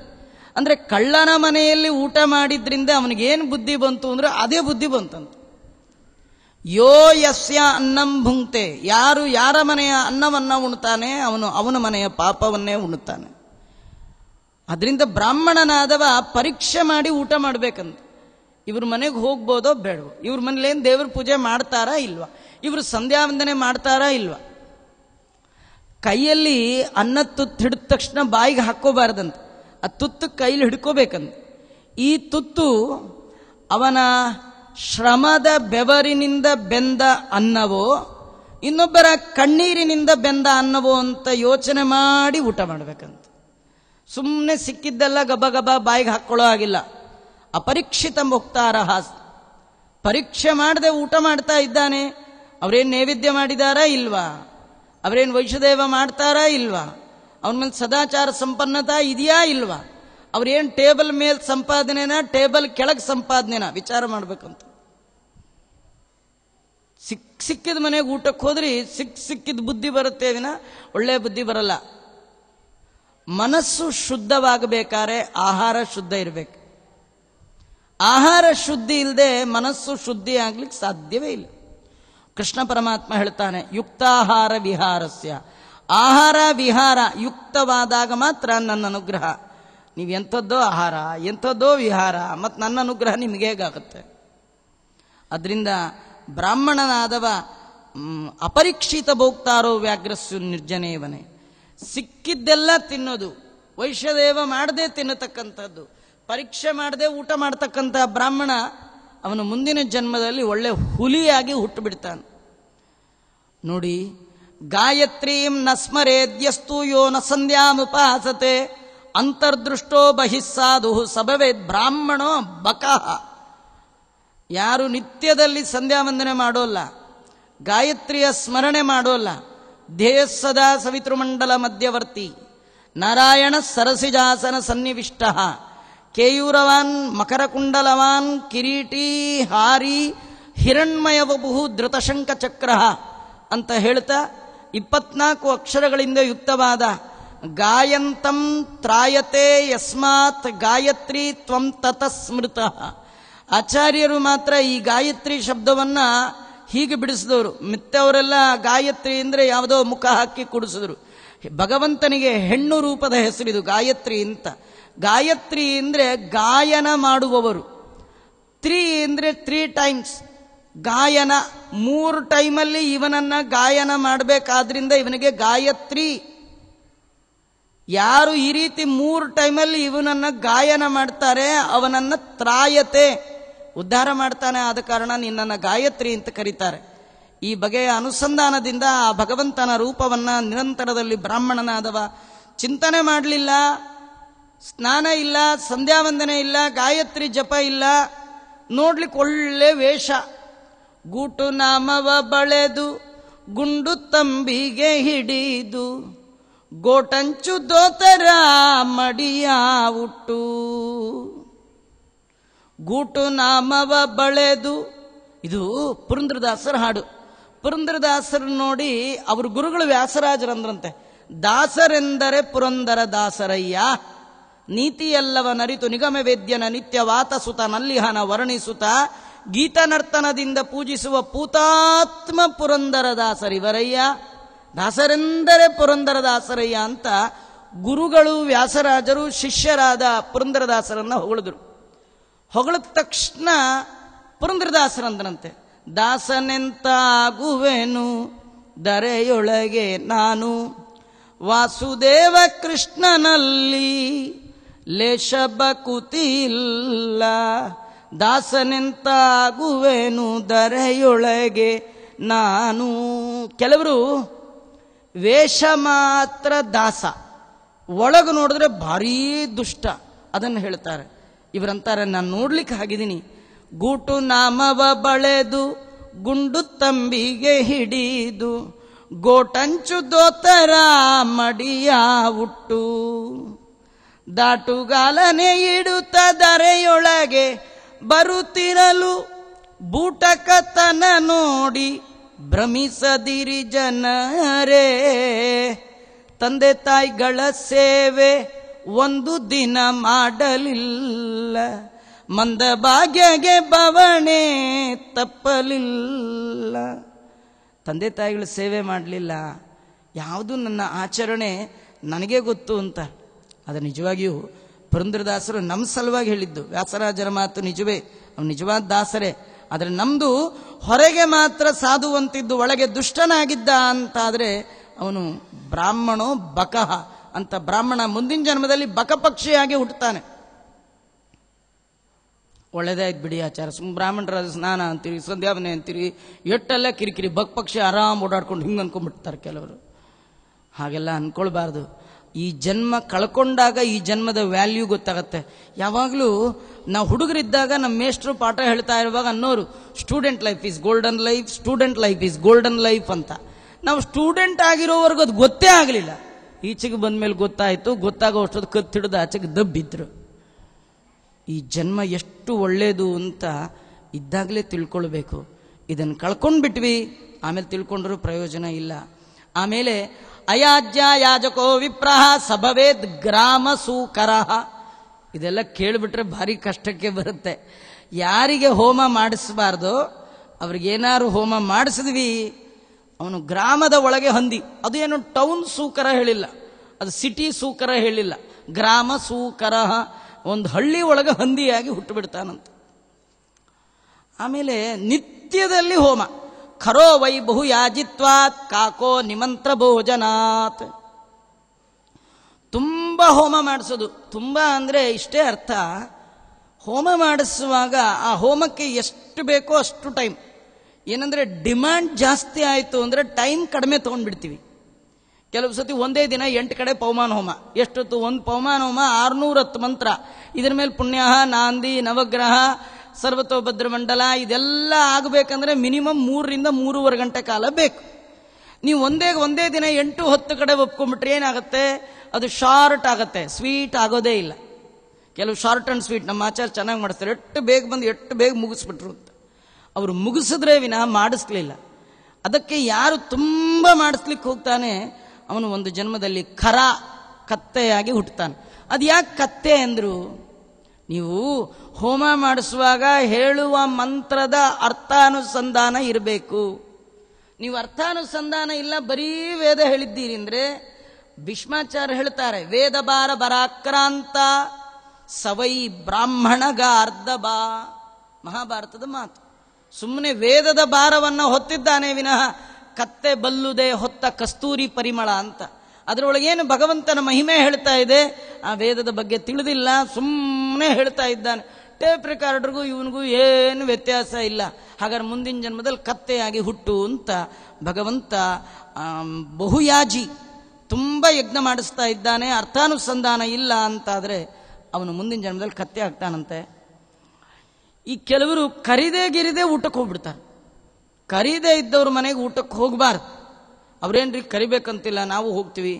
ಕೆಲವು ಕಡೆ ಕರಿಬೇಕಂತಿಲ್ಲ. ಪಕ್ಕದ ಮನೆಯಲ್ಲಿ ಉತ್ತಮರಾದ ಸನ್ಯಾಸಿಗಳು ಬಂದು ಭಗವಂತನ ಪೂಜೆ ಮಾಡ್ತಿದ್ದಾರೆ ಅಂದರೆ ಅವ್ರು ನಮ್ಮನ್ನೇನು ಕರೆದಿಲ್ಲ, ಸ್ವಾಮಿಗಳು ಬಂದ್ರಪ್ಪ ನಾವ್ಯಾಕೆ ಹೋಗ್ಬೇಕು ಹಂಗೆ ಅನ್ಕೋಬೇಡಿ, ಹೋಗ್ರಿ ಅಲ್ಲಿಗೆಲ್ಲ ಹೋಗ್ರಿ. ಅದೇ ಪಕ್ಕದ ಮನೇಲಿ ಏನೋ ಒಂದು ನಾಮಕರಣ ಮಾಡ್ತಿದ್ರು, ಅಯ್ಯೋ ದಿನ ಯಾರು ಅಡುಗೆ ಮಾಡ್ತೇವೆ ಅವ್ರ ಮನೇಲೇ ಮಾಡ್ತಾರೆ, ಅಲ್ಲೇ ಹೋಗಿ ಕರೀಲಿ ಬಿಟ್ಟರೆ ಬಿಡಲಿ, ಊಟಕ್ಕಂತೂ ಕೂತ್ಕೊಂಡ್ಬಿಡೋಣ ಅಂತ ಕರೀದೇ ಊಟಕ್ಕೇನಾದ್ರು ಹೋದ್ರಿ ಮುಂದಿನ ಜನ್ಮದಲ್ಲಿ ಯಾವುದಾದ್ರೂ ಒಂದು ಜನ್ಮದಲ್ಲಿ ಕಾಗೆಯಾಗಿ ಹುಟ್ಟುತ್ತಾರೆ. ಈ ಸುಮ್ಮನೆ ಕಾಳಿ ಎಸ್ದು ಬಿಟ್ರೆ ಸಾಕು, ಕಾಗೆನ ಬಾಬಾ ಅಂತ ಅಡ್ರೆಸ್ ಕೊಟ್ಟು ಫೋನ್ ಮಾಡಿ ಕಾಗೆಗಳನ್ನೇನು ಕರಿಬೇಕಾದಿಲ್ಲ, ಹಾಗೆ ಬಂದು ತಿಂದ್ಬಿಡತ್ವೆ. ಹಾಗೆ ಬಂದು ತಿನ್ನೋ ಯಾವ ಕಾಗೆ? ನಿನಗೆ ಮನುಷ್ಯ ಜನ್ಮ, ಹಾಗೆ ಹೋಗಬಾರ್ದು ಅಂತ ತಿಳ್ಕೊಳ್ಳದೆ ಕರಿದೇ ಇದ್ದವ್ರ ಮನೆಗೆಲ್ಲ ಹೋದಿಲ್ಲ, ಅದರಿಂದ ಕಾಗೆ ಆಗು ಅಂತ. ಪಾತ್ರೆ ವಿದ್ಯ ಮದಾತಾಚ ಬಲಿರ್ಭವದೋದ್ಭವೇ ದ್ವಿಜ ಗುರು ಸೇವಾ ಕರ್ತಾಚ ಶಿಷ್ಯ ಸ್ಯಾತ್ ಗೋಕರ ಪಶು. ಇದು ನೋಡಿ ಒಳ್ಳೆ ಕಥೆ, ನಮ್ಮೆಲ್ಲರಿಗೆ ಹೇಳಿದ್ದು. ವಿದ್ಯಾದಾನ ಮಾಡದೇ ಇರತಕ್ಕಂಥ ಗುರು ಟೈಮ್ ಸರಿಯಾಗಿ ವಿದ್ಯೆ ಹೇಳ್ಕೊಟ್ಬಿಡ್ಬೇಕು. ವಿದ್ಯಾ ಹೇಳ್ಕೊಡದೆ ಇದ್ದ ಗುರು ತನಗೆ ವಿದ್ಯಾ ಗೊತ್ತಿದ್ರು ಅವನಿಗೆ ಯಾಕೆ ಹೇಳ್ಕೊಡ್ಬೇಕು? ಹೇಳ್ಕೊಟ್ಬಿಟ್ರೆ ಅವ್ನು ನನಗಿಂತ ಮುಂದೆ ಬಂದ್ಬಿಟ್ರೆ, ಹೀಗೆ ಕೆಲವರು ಪುಸ್ತಕ ಕೊಟ್ಬಿಟ್ರೆ ಹಾಗಾಗ್ಬಿಟ್ರೆ ಹೀಗೆಲ್ಲ ಅನ್ಕೊಳ್ತಿರ್ತಾನೆ. ಅವನು ಮುಂದಿನ ಜನ್ಮಕ್ಕೆ ಎತ್ತಾಗಿ ಹುಟ್ಟುತ್ತಾನೆ. ಮತ್ತೆ ಯಾವ ಶಿಷ್ಯ ಗುರುಗಳ ಸೇವೆ ಮಾಡದೆ ಹಾಗೆ ವಿದ್ಯಾ ಕಲಿಬೇಕು ಅಂತ ಹೋಗ್ತಾನೆ, ಗುರು ಶುಶ್ರೂಷೆಯ ವಿದ್ಯಾ ಸತಾಂ ಪ್ರಸತ್ಯೈ ಚ ನಿರಂತರಾಯೈ ಮುಕುಂದ ಭಕ್ತ್ಯೈ ಗುರು ಭಕ್ತಿ ಜಾಯೈ ಸತಾಂ ಪ್ರಸತ್ಯೈ ಚ. ನಾವು ಮಾಡುವ ನಮ್ಮ ನಡೆ, ನಮ್ಮ ನುಡಿ, ನಮ್ಮ ಸೇವೆಯಿಂದ ಗುರುಗಳನ್ನ ಸಂತೋಷಗೊಳಿಸ್ಬೇಕು. ಸಂತೋಷಪಟ್ಟು ಕೊಟ್ಟ ವಿದ್ಯೆ ಮಾತ್ರ ನಮ್ಮ ಜೀವನದಲ್ಲಿ, ಅದರಿಂದ ನೆಕ್ಸ್ಟ್ ಏನು ಬರಬೇಕೋ ಅದು ಬರುತ್ತೆ. ನೋಡಿ, ಒಟ್ಟು 4: ಒಂದು ವಿದ್ಯಾ, ಇನ್ನೊಂದು ಬುದ್ಧಿ, ಇನ್ನೊಂದು ಸಿದ್ಧಿ, ಇನ್ನೊಂದು ಪ್ರಸಿದ್ಧಿ. ವಿದ್ಯೆ ಇದ್ದವ್ರಿಗೆಲ್ಲ ಬುದ್ಧಿ ಇರುತ್ತೆ ಅಂತಿಲ್ಲ, ಬುದ್ಧಿ ಇದ್ದವ್ರಿಗೆಲ್ಲ ವಿದ್ಯೆ ಇದೆ ಅಂತನೂ ಇಲ್ಲ. ಕೆಲವರು ಭಾರೀ ಬುದ್ಧಿವಂತರು, 4ನೇ ಕ್ಲಾಸ್ 40 ಸತಿ ಫೇಲು. ಕೆಲವರು ಭಾರೀ ವಿದ್ಯಾವಂತರು, ಎಲ್ಲಿ ಹೇಗೆ ಬಿಹೇವ್ ಮಾಡಬೇಕು ಗೊತ್ತಿಲ್ಲ. ಕೆಲವರಿಗೆ ವಿದ್ಯೆ ಇದೆ, ಬುದ್ಧಿ ಇದೆ, ಒಳ್ಳೆ ಮೆಡಿಕಲ್ ಓದಿರ್ತಾನೆ, ಒಳ್ಳೆ ಬುದ್ಧಿವಂತ, ಆದರೆ ಎಲ್ಲಿ ಇಟ್ಟರೂ ಕೂಡ ಅವನಿಗೆ ಸಿದ್ಧಿನೇ ಇಲ್ಲ. ಅವನು ಕೊಟ್ಟು ಯಾವ ಔಷಧಿನೂ ಕೆಲಸವೇ ಮಾಡಲ್ಲ. ಈ ಸಿದ್ಧಿ ಆಗಬೇಕಂದ್ರೆ ದೇವರ ಇಚ್ಛಾ. ಅದು ವಿದ್ಯೆ ಬೇರೆ, ಬುದ್ಧಿ ಬೇರೆ, ಸಿದ್ಧಿ ಬೇರೆ. ಈ 3ಕ್ಕೂ ಮೇಲೆ ಪ್ರಸಿದ್ಧಿ, ಇದು ಭಗವಂತ ಕೊಟ್ಟರು ಉಂಟು, ಇಲ್ಲದೇ ಇರಲಿಲ್ಲ. ಈ 4ರೊಳಗೂ ಭಗವಂತ ಇರ್ತಾನಂತ. ಈ 4ಕ್ಕೂ ನಿಮಗಾಗಬೇಕಾದ್ರೆ ಮೊದಲು ವಿದ್ಯೆ ಇದೆಯಲ್ಲ, ಈ ವಿದ್ಯೆಯನ್ನು ಪಡೆಯುವಾಗ ಗುರುಗಳ ಸೇವೆ ಮಾಡಿರ್ಬೇಕು. ಗುರುಗಳು ಪ್ರಸನ್ನತೆಯಿಂದ ವಿದ್ಯೆಯನ್ನು ಕೊಟ್ಟರೆ ಆ ವಿದ್ಯೆಯಿಂದ ಸಿದ್ಧಿಯೂ ಬರುತ್ತೆ, ಸಿದ್ಧಿಯಿಂದ ಬುದ್ಧಿಯೂ ಬರುತ್ತೆ, ಬುದ್ಧಿಯಿಂದ ಸಿದ್ಧಿಯೂ ಬರುತ್ತೆ, ಸಿದ್ಧಿಯಿಂದ ಪ್ರಸಿದ್ಧಿಯೂ ಬರುತ್ತೆ. ಯದ್ದದ್ಯಾತ್ ಪ್ರಸನ್ನದಿ, ಗುರುಗಳು ಪ್ರಸನ್ನತೆಯಿಂದ ಕೊಡಬೇಕು. ಹಿಂದಿನ ಕಾಲದಲ್ಲಿ ಗುರುಗಳ ಮನೆಯಲ್ಲಿ ವಾಸ ಮಾಡುವ ಸಂದರ್ಭದಲ್ಲಿ ಗುರುಗಳು ನಿತ್ಯದಲ್ಲಿ ಶಿಷ್ಯನಿಗೆ ಪಾಠ ಹೇಳುವ ಸಂಪ್ರದಾಯವೇ ಇರಲಿಲ್ಲ. ಹಿಂದಿನ ಕಾಲದಲ್ಲಿ 18 ವಿದ್ಯೆಗಳು ಕಲೀಲೇಬೇಕಾಗಿತ್ತು, ಆಪ್ಷನ್ ಇರಲಿಲ್ಲ, ಎಲ್ಲ ಕಂಪಲ್ಸರಿ. 18 ವಿದ್ಯೆಗಳನ್ನು ಕಲಿತೇ ಹೊರಬರಬೇಕಿತ್ತು. ಗುರುಗಳ ಮನೆಗೆ ಒಂದ್ಸತಿ ಹೋದ ಅಂದರೆ, ಆ ಮನೆಯಿಂದ ಮರಳಿ ಬಂದ ಅಂದರೆ 18 ವಿದ್ಯೆಗಳು, ಎಲ್ಲ ವಿದ್ಯೆ ಬಂದ್ಬಿಟ್ಟಿರೋದು ಅವನಿಗೆ. ಆದರೆ ಇಷ್ಟು ವಿದ್ಯೆಗೆ ಎಷ್ಟು ವರ್ಷ ತಗೊಳ್ಳೋರು ಅದು ಲೆಕ್ಕ ಇಲ್ಲ. ಯಾಕೆಂದರೆ ಡೈಲಿ ಪಾಠ ಹೇಳುವ ಸಂಪ್ರದಾಯ ಗುರುಗಳಿಗಿರಲಿಲ್ಲ. ಗುರುಗಳೇನು ಸದಾ ಪರಬ್ರಹ್ಮನ ಚಿಂತನೆ, ಸದಾ ಭಗವದ್ಧ್ಯಾನ, ತಪಸ್ಸಿನಲ್ಲಿ ಇರೋರು. ಶಿಷ್ಯರದೇನು ಕೆಲಸ, ಗುರುಗಳ ಮನೆಯಲ್ಲಿ ಏನು ಕೆಲಸ ಇದೆ ಅದೆಲ್ಲ ಮಾಡಬೇಕು. ನಿತ್ಯ ಒಂದಷ್ಟು ಜನ ಭಿಕ್ಷಕ್ಕೆ ಹೋಗಬೇಕು, ನಿತ್ಯ ಒಂದಷ್ಟು ಜನ ಸಮಿತ್ ತರಬೇಕು, ದರ್ಬೆ ತರಬೇಕು, ತುಳಸಿ ತರಬೇಕು, ಮನೇಲಿ ಬಟ್ಟೆ ಇದ್ರೆ ಒಗಿಬೇಕು. ಇದೇ ಕೆಲಸ ಮಾಡ್ತಾ ಇರ್ಬೇಕು. ಎಂದೋ ಒಂದಿನ ಗುರುಗಳು ಕಣ್ಣು ಬಿಟ್ಟಾಗ ಇವನು ಮಾಡುವ ಸೇವೆ ಅವ್ರಿಗೆ ಗೊತ್ತಾಗಿ ಅವರು ಪ್ರಸನ್ನತೆಯಿಂದ ಇಲ್ಲಿ ಬಾ ಅಂತ ಕರೆದು ಅವನ ತಲೆಯ ಮೇಲೆ ಒಂದು ಕ್ಷಣ ಕೈ ಇಟ್ಟು ತಮ್ಮ ಎಲ್ಲ ವಿದ್ಯೆಯನ್ನ ಕೈಯಿಂದ ಟ್ರಾನ್ಸ್ಫರ್ ಮಾಡಿಬಿಡೋರು. ಫ್ರಾಕ್ಷನ್ ಆಫ್ ಸೆಕೆಂಡಲ್ಲಿ ಎಲ್ಲ ವಿದ್ಯೆ ಕೊಟ್ಬಿಡೋರು. ಅದು ಪ್ರಸನ್ನತೆ, ಗುರುಗಳ ಪ್ರಸನ್ನತೆಯಿಂದ ಬರುವಂತಹ ವಿದ್ಯೆ. ಆ ರೀತಿ ವಿದ್ಯೆ ಕಲಿಯುವ ಒಂದು ಕ್ರಮ ಇತ್ತು. ವಿದ್ಯೆಗಾಗಿ ಶಿಷ್ಯ ಮಾಡಬೇಕಾದ್ದು ಅಭ್ಯಾಸಕ್ಕಿಂತ ಹೆಚ್ಚು ಗುರುಗಳ ಸೇವಾ. ದೊಡ್ಡವರ ಸೇವಾ ಮಾಡ್ತಾ ಇದ್ರೆ ತಾನೇ ವಿದ್ಯೆ ಒಲಿಯತ್ತಂತೆ. ಹಾಗಾಗಿ ಯಾರು ಸೇವೆಯನ್ನೇ ಮಾಡದೆ ಗುರುಗಳಿಂದ ನಾನು ಕಲಿಬೇಕು ಅಂತ ಬಲವಂತವಾಗಿಯೋ, ಏನಾಚಾರ್ಯ ನೀವು ಪಾಠನೇ ಹೇಳ್ಕೊಡಲ್ಲ ಅಂತ ಹೇಳಿ ಅವ್ರನ್ನ ಜೋರು ಮಾಡಿಯೋ ಏನೋ ಮಾಡಿ ಬಲವಂತವಾಗಿ ಅವ್ರ ಕಡೆಯಿಂದ ಹೇಳಿಸ್ಕೊಂಡು ಬಂದ್ರಿ ಎಂದು ಮಾತ್ರಕ್ಕೆ ನೀವೆಲ್ಲ ಕೇಳಿದ್ದೀರಿ. ಕರ್ಣ ಪರಶುರಾಮ ದೇವರ ಬಳಿಯಲ್ಲೇ ಅಧ್ಯಯನ ಮಾಡಿದ. ಆದರೆ ಕಡೆಗೆ ಗೊತ್ತಾಗಿ ಪರಶುರಾಮ ದೇವರೇನಂದ್ರು, ನೀನು ಇದ್ದದ್ದು ಇದ್ದಾಗ ಹೇಳಿದ್ರೆ ನಂಗೆ ಸಿಟ್ಟು ಬರ್ತಿರ್ಲಿಲ್ಲ, ಸುಳ್ಳು ಹೇಳಿ ಬಂದು ನನ್ನ ಹತ್ರ ಸೇರಿದ್ದೀಯ. ಆರಂಭದಲ್ಲೇ ಸುಳ್ಳು. ನೀನು ಬೇಕಾದ ವಿದ್ಯೆ ಕಲ್ತಿರಬಹುದು, ನೀನು ಯಾವತ್ತು ಪ್ರತಿಸ್ಪರ್ಧಿ ಭಾವದಿಂದ, ಕಾಂಪಿಟೇಷನ್ ಬುದ್ಧಿಯಿಂದ ನಿಂತ್ಕೊಳ್ತೀಯ, ಅವತ್ತು ನಿಂಗೆ ಸೋಲಾಗಲಿ. ಹೀಗೆ ಅವರು ಶಾಪ ಕೊಟ್ಟಿದ್ದಾರೆ. ಅದು ಫಲಿಸ್ಲಿಲ್ಲ ವಿದ್ಯೆ. ಹಾಗಾಗಿ ವಿದ್ಯೆ ಫಲಿಸಬೇಕಾದರೆ ಗುರುಗಳ ಅನುಗ್ರಹ, ಆ ಅನುಗ್ರಹಕ್ಕಾಗಿ ನಾವೆಲ್ಲ ಮಾಡಬೇಕು ಸೇವಾ. ಆ ಗುರುಗಳ ಸೇವೆಯನ್ನೇ ಮಾಡದೆ ಆಧ್ಯಾತ್ಮ ವಿದ್ಯೆಯನ್ನು ಪಡಿಬೇಕು ಅಂತ ಯಾರು ಹೊರಡ್ತಾನೆ ಅವನು ಮುಂದಿನ ಜನ್ಮದಲ್ಲಿ ಶಿಷ್ಯ ಸ್ಯಾದ್ ಗೋಕರ ಪಶು, ಅವನು ಕತ್ತೆಯಾಗಿ ಹುಟ್ಟುಬಿಡ್ತಾನೆ. ಆಮೇಲೆ ಪಾಠ ಹೇಳಿಕೊಟ್ಟಂತಹ ಗುರುಗಳನ್ನ ಗುರುಂ ಹುಂಕೃತ್ಯ ತುಂಕೃತ್ಯ ವಿಪ್ರಂ ನಿರ್ಜಿತ್ಯವಾದತಃ ಅರಣ್ಯೇ ನಿರ್ಜಲೆ ದೇಶೇ ಜಾಯತೆ ಬ್ರಹ್ಮರಾಕ್ಷಸ. ಯಾರಾದರೂ ಗುರುಗಳನ್ನ ಹುಂಕಾರ ಮಾಡಿದ್ರೆ, ನೀನು ನಿಮ್ಮ ತಾತ ನಿಮ್ಮಪ್ಪ ಅಂಥೇಳಿ ಅವ್ರನ್ನೇನಾದ್ರು ಬೈದು ಗೀದು ಅಂದರೆ, ಅವ್ರಿಗೆ ಅಪಮಾನ ಮಾಡಿದರೆ, ಅಥವಾ ತಾನು ಕಲಿತ ವಿದ್ಯೆಯಿಂದ ಇನ್ನೊಬ್ಬ ಬ್ರಾಹ್ಮಣನಿಗೆ ಮನಸ್ಸು ನೋವಾಗುವಂತೆ ನಡೆದುಕೊಂಡು ವಾದದಲ್ಲಿ ಅವನನ್ನು ಸೋಲಿಸಿ ಅವನಿಗೆ ಅಪಮಾನ ಮಾಡಿದ್ದೇ ಆದರೆ ಮುಂದಿನ ಜನ್ಮದಲ್ಲಿಯೋ ಯಾವುದೋ ಒಂದು ಜನ್ಮದಲ್ಲಿ ನಿರ್ಜಲ ಜಲವೇ ಇಲ್ಲದ ಜಾಗದಲ್ಲಿ ಬ್ರಹ್ಮ ರಾಕ್ಷಸನಾಗಿ ಬ್ರಾಹ್ಮಣ ಹುಟ್ಟಬೇಕಾಗತ್ತೆ. ನೀವೆಲ್ಲ ವಾದಿರಾಜರ ಕಥೆಯಲ್ಲಿ ಕೇಳೇ ಇದ್ದೀರಿ. ಪ್ರತಿನಿತ್ಯ ದಾರಿಯಲ್ಲಿ ಹೋಗುವ ಜನರಿಗೆ ಒಬ್ಬ ಬ್ರಹ್ಮರಾಕ್ಷಸ ಕೇಳ್ತಿದ್ದಂತೆ, ಅಕಾಮಾವೈ ಕೋನಸ್ನಾತಃ. ರಾಜರು ಅದೇ ಮಾರ್ಗವಾಗಿ ಹೋದರು. ಅಕಾಮಾವೈ ಕೋನಸ್ನಾತಃ ಅನ್ನಂತೆ ಬ್ರಹ್ಮರಾಕ್ಷಸ. ರಂಡ ಪುತ್ರ ತ್ವಮ್ನ ಸ್ನಾತಃ ಅಂದ. ನೀನು ಮಾಡಿಲ್ಲ ಅಷ್ಟೇ, ಆಶ್ವೀಜ ಕಾರ್ತಿಕ ಮಾರ್ಗಶಿರ ವೈಶಾಖ ಮಾಸದಲ್ಲಿ ಗಂಗಾ ಸ್ನಾನ ಮಾಡಿದ್ದೀಯಾ, ಉತ್ತಮವಾದ ಸ್ನಾನ ಮಾಡಿದ್ದೀಯಾ ಅಂತ ಬ್ರಹ್ಮರಾಕ್ಷಸ ಕೇಳ್ತಿತ್ತು ಅನ್ನೋದನ್ನು ನಾವು ಕೇಳ್ತಾ ಇದ್ವಿ. ಯಾರಾದರೂ ವಾದದಲ್ಲಿ ಬ್ರಾಹ್ಮಣರನ್ನು ಅಪಮಾನ ಮಾಡಿ ತಾವು ಭಾರಿ ದೊಡ್ಡವರು ಅಂತ ಹೀಗೇನಾದ್ರು ಮಾಡಿದ್ರೆ ನಿರ್ಜಲವಾದ ಅರಣ್ಯದಲ್ಲಿ ಬ್ರಹ್ಮರಾಕ್ಷಸರಾಗಿ ಹುಟ್ಟುವಂತಹ ಭಯಾನಕತೆ ಇದೆ. ಆದ್ದರಿಂದ ತಾವು ವಿದ್ಯೆ ಕಲ್ತೀವಿ ಎಂದು ಮಾತ್ರಕ್ಕೆ ಆ ವಿದ್ಯೆಯಿಂದ ಇನ್ನೊಬ್ಬರನ್ನ ಬಲಿ ಹಾಕಲಿಕ್ಕೆ ಅಂತ ಉಪಯೋಗಿಸ್ಕೊಳ್ಬಾರ್ದು.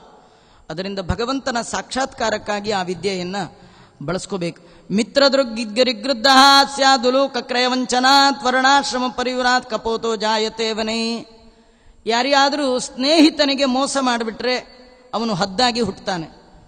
ವ್ಯಾಪಾರದಲ್ಲಿ ಮೋಸ ಮಾಡಿದರೆ ಗೂಬೆಯಾಗಿ ಹುಟ್ಟುತ್ತಾನೆ. ಯಾಕೆಂದರೆ ಏನೋ ಯಾರ್ದೋ ಅಂಗಡಿಗೆ ಹೋಗ್ತೀರಿ, ಅವನೇನೋ ಕೊಡ್ತಾನೆ, ಅವನು ಮೋಸ ಮಾಡಿದ್ದು ನಿಮ್ಗೆ ಗೊತ್ತಾದ ಮೇಲೆ ನೀವೇನಂದ್ರೆ ಗೂಬೆ ಮೋಸ ಮಾಡಿಬಿಟ್ಟ ನೋಡಿ ಅಂತೀರಿ. ಅದಕ್ಕೆ ಅವನು ಮುಂದಿನ ಜನ್ಮದಲ್ಲಿ ಗೂಬೆಯಾಗಿ ಹುಟ್ಟುತ್ತಾನೆ. ನಿಜವಾಗಿಯೂ ವ್ಯಾಪಾರ ಅನ್ನೋದೇ ಮೋಸ, ವ್ಯಾಪಾರಂ ದ್ರೋಹ ಚಿಂತನಂ ಅಂತ. ಆದರೆ ಅದಕ್ಕೊಂದು ನೇಮ ಇದೆ, ಮೋಸ ಮಾಡಲಿಕ್ಕೂ ಒಂದು ನೇಮ ಇದೆ. ಏನಂದರೆ 10 ರೂಪಾಯಿಗೆ ತಂದ ಸಾಮಾನ ನೀವು 1 ರೂಪಾಯಿ ಲಾಭ ಇಟ್ಕೊಳ್ಳೋದು, 2 ರೂಪಾಯಿ ಲಾಭ ಇಟ್ಕೊಂಡ್ರೆ ಅದೇನು ದೊಡ್ಡ ಅಪರಾಧ ಅಲ್ಲ. 10 ರೂಪಾಯಿ ಸಾಮಾನು ತಂದು ಸ್ಕೇರ್ ಸಿಟಿ ಇದೆ, ಸಪ್ಲೈ ಇಲ್ಲ ಅಂತೇಳಿ 10 ರೂಪಾಯಿ ಸಾಮಾನ 100 ರೂಪಾಯಿಗೆ ಮಾರೋದು, ಅಥವಾ ನಿಮ್ಮ ಹತ್ರ ಪದಾರ್ಥ ಇದ್ರೂ ಕೂಡ ಅದನ್ನು ಕೊಡದೆ ಗೋಡೌನ್ನಲ್ಲಿ ಸ್ಟಾಕ್ ಮಾಡಿ ಬೆಲೆ ಬಂದಾಗ ಕೊಡೋಣ ಅಂತ ಹೇಳಿ ಅತಿಯಾದ ಆಸೆಯಿಂದ ಮಾಡ್ತಕ್ಕಂಥದ್ದು ಇದೆಯಲ್ಲ, ಇದು ವ್ಯಾಪಾರದಲ್ಲಿ ಮಾಡುವಂಥ ದೊಡ್ಡ ಮೋಸ. ಬೇಕಾದಷ್ಟು ಧಾನ್ಯ ತುಂಬಿರುತ್ತೆ, ಒದ್ದಾಡ್ತಿರ್ತಾರೆ ಧಾನ್ಯವೇ ಇಲ್ಲ ಅಂತ, ಆದರೆ ಇವನು ಕೊಡೋಲ್ಲ. ಯಾಕಂದ್ರೆ ಇನ್ನೂ ಚೆನ್ನಾಗಿ ರೇಟ್ ಬರಲಿ, ಜನ ಕಾಸು ಕೊಡೋರು ಬರಲಿ, ಹೀಗೆಲ್ಲ ಮಾಡ್ತಾನೆ. ಇಂಥ ಮೋಸ ಮಾಡಿದವ ಅವನು ಗೂಬೆಯಾಗಿ ಹುಟ್ಟುತ್ತಾನೆ.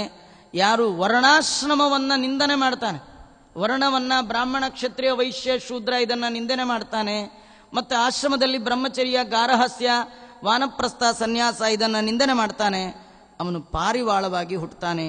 ಆಶಾ ಭೇದಕರೋ ಯಸ್ನು ಸ್ನೇಹ ಛೇದಕರಸ್ತು ಯಃ ಯೋ ದ್ವೇಷಾತ್ ಸ್ತ್ರೀ ಪರಿತ್ಯಾಗಿ ಚಕ್ರವಾಕಾಶ್ಚಿರಂ ಭವೇತ್.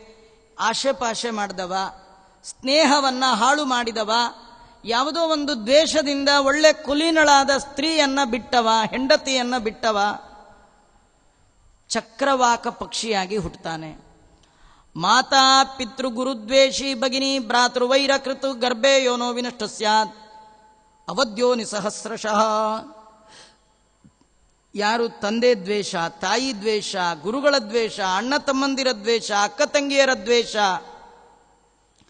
ವಿನಾಕಾರಣ ದ್ವೇಷ, ಏನೋ ಒಂಚೂರು ಪಾರು ಆಸ್ತಿಗೋಸ್ಕರ ದ್ವೇಷ, ತಂದೆ ತಾಯಿಗಳಲ್ಲಿ ದ್ವೇಷ, ಹೀಗೆ ಯಾರು ಮಾಡ್ತಾನೆ ಅವನು 1000 ಬಾರಿ ತಾಯಿಯ ಗರ್ಭಕ್ಕೆ ಮಾತ್ರ ಬರ್ತಾನೆ, ಈಚೆಗೆ ಬರೋದೇ ಇಲ್ಲ, ಅಲ್ಲೇ ಗರ್ಭದಲ್ಲೇ ಸಾಯ್ತಿರ್ತಾನೆ. ಗರ್ಭಕ್ಕೆ ಬರೋದು 8 ತಿಂಗಳು 9 ತಿಂಗಳು ಇರೋದು, ಸಾಯೋದು.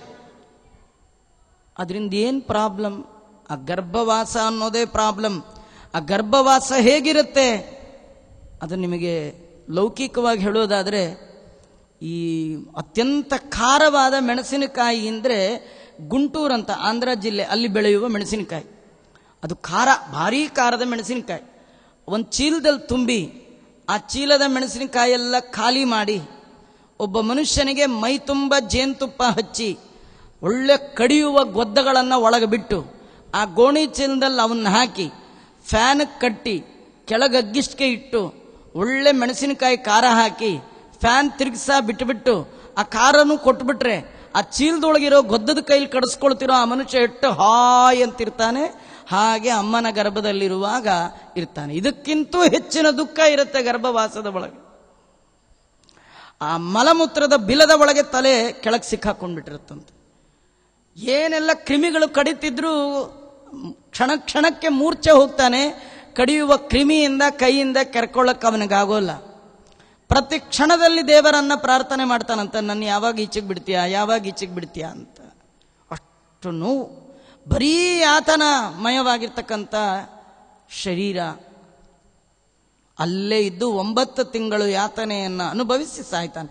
ಎಷ್ಟು ಬಾರಿ ಅಂದರೆ ಸಹಸ್ರಶಃ, 1000 ಬಾರಿ ತಾಯಿಯ ಗರ್ಭಕ್ಕೆ ಬರ್ತಾನೆ, ಜನ್ಮ ಮಾತ್ರ ಅವನಿಗೆ ಸಿಗೋಲ್ಲ.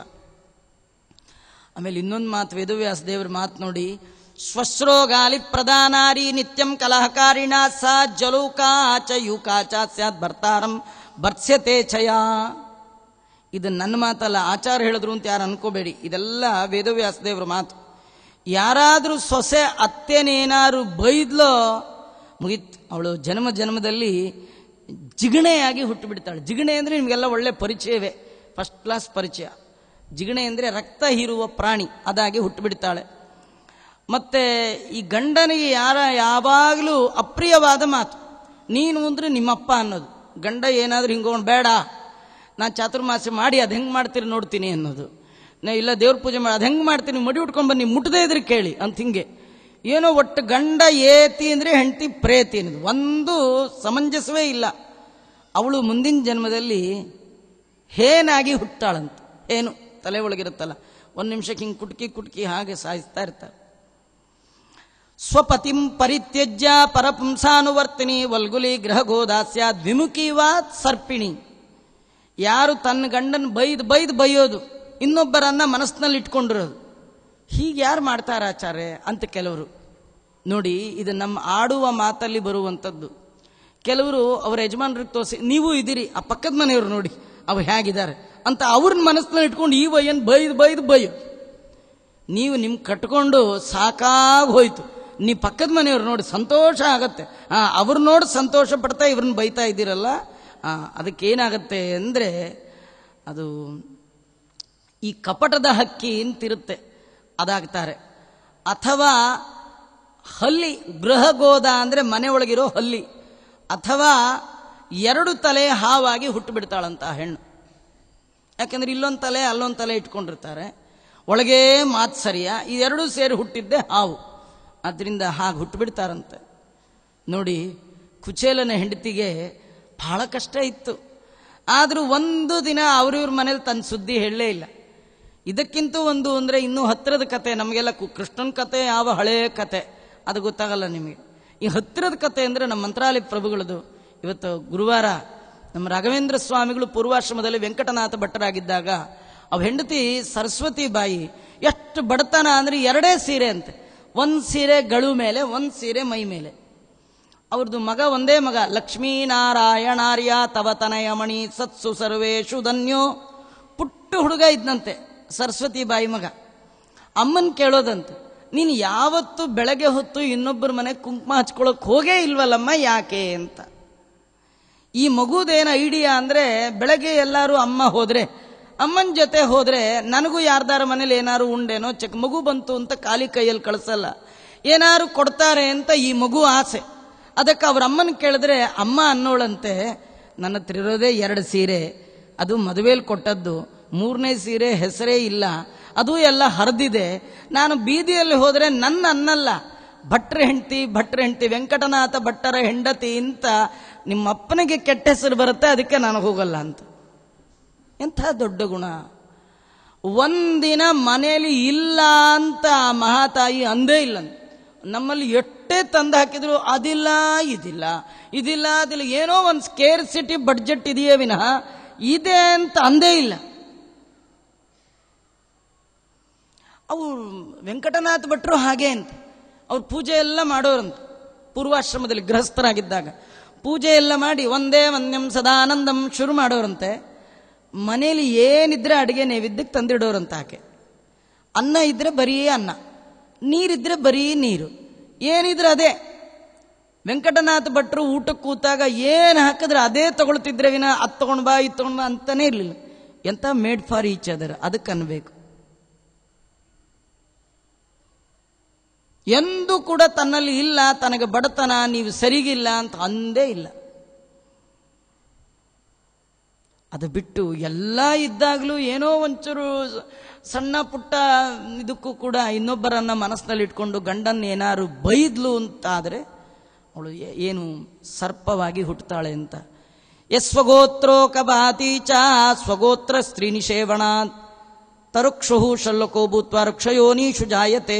ಯಾವ ಪುರುಷ ಸ್ವಗೋತ್ರವನ್ನ ಹಾಳು ಮಾಡ್ತಾನೆ, ತಾನು ಹುಟ್ಟಿದ ಗೋತ್ರವನ್ನ ಹಾಳು ಮಾಡ್ತಾನೆ, ಯಾವಾಗ? ಸಗೋತ್ರ ವಿವಾಹ ಆದಾಗ.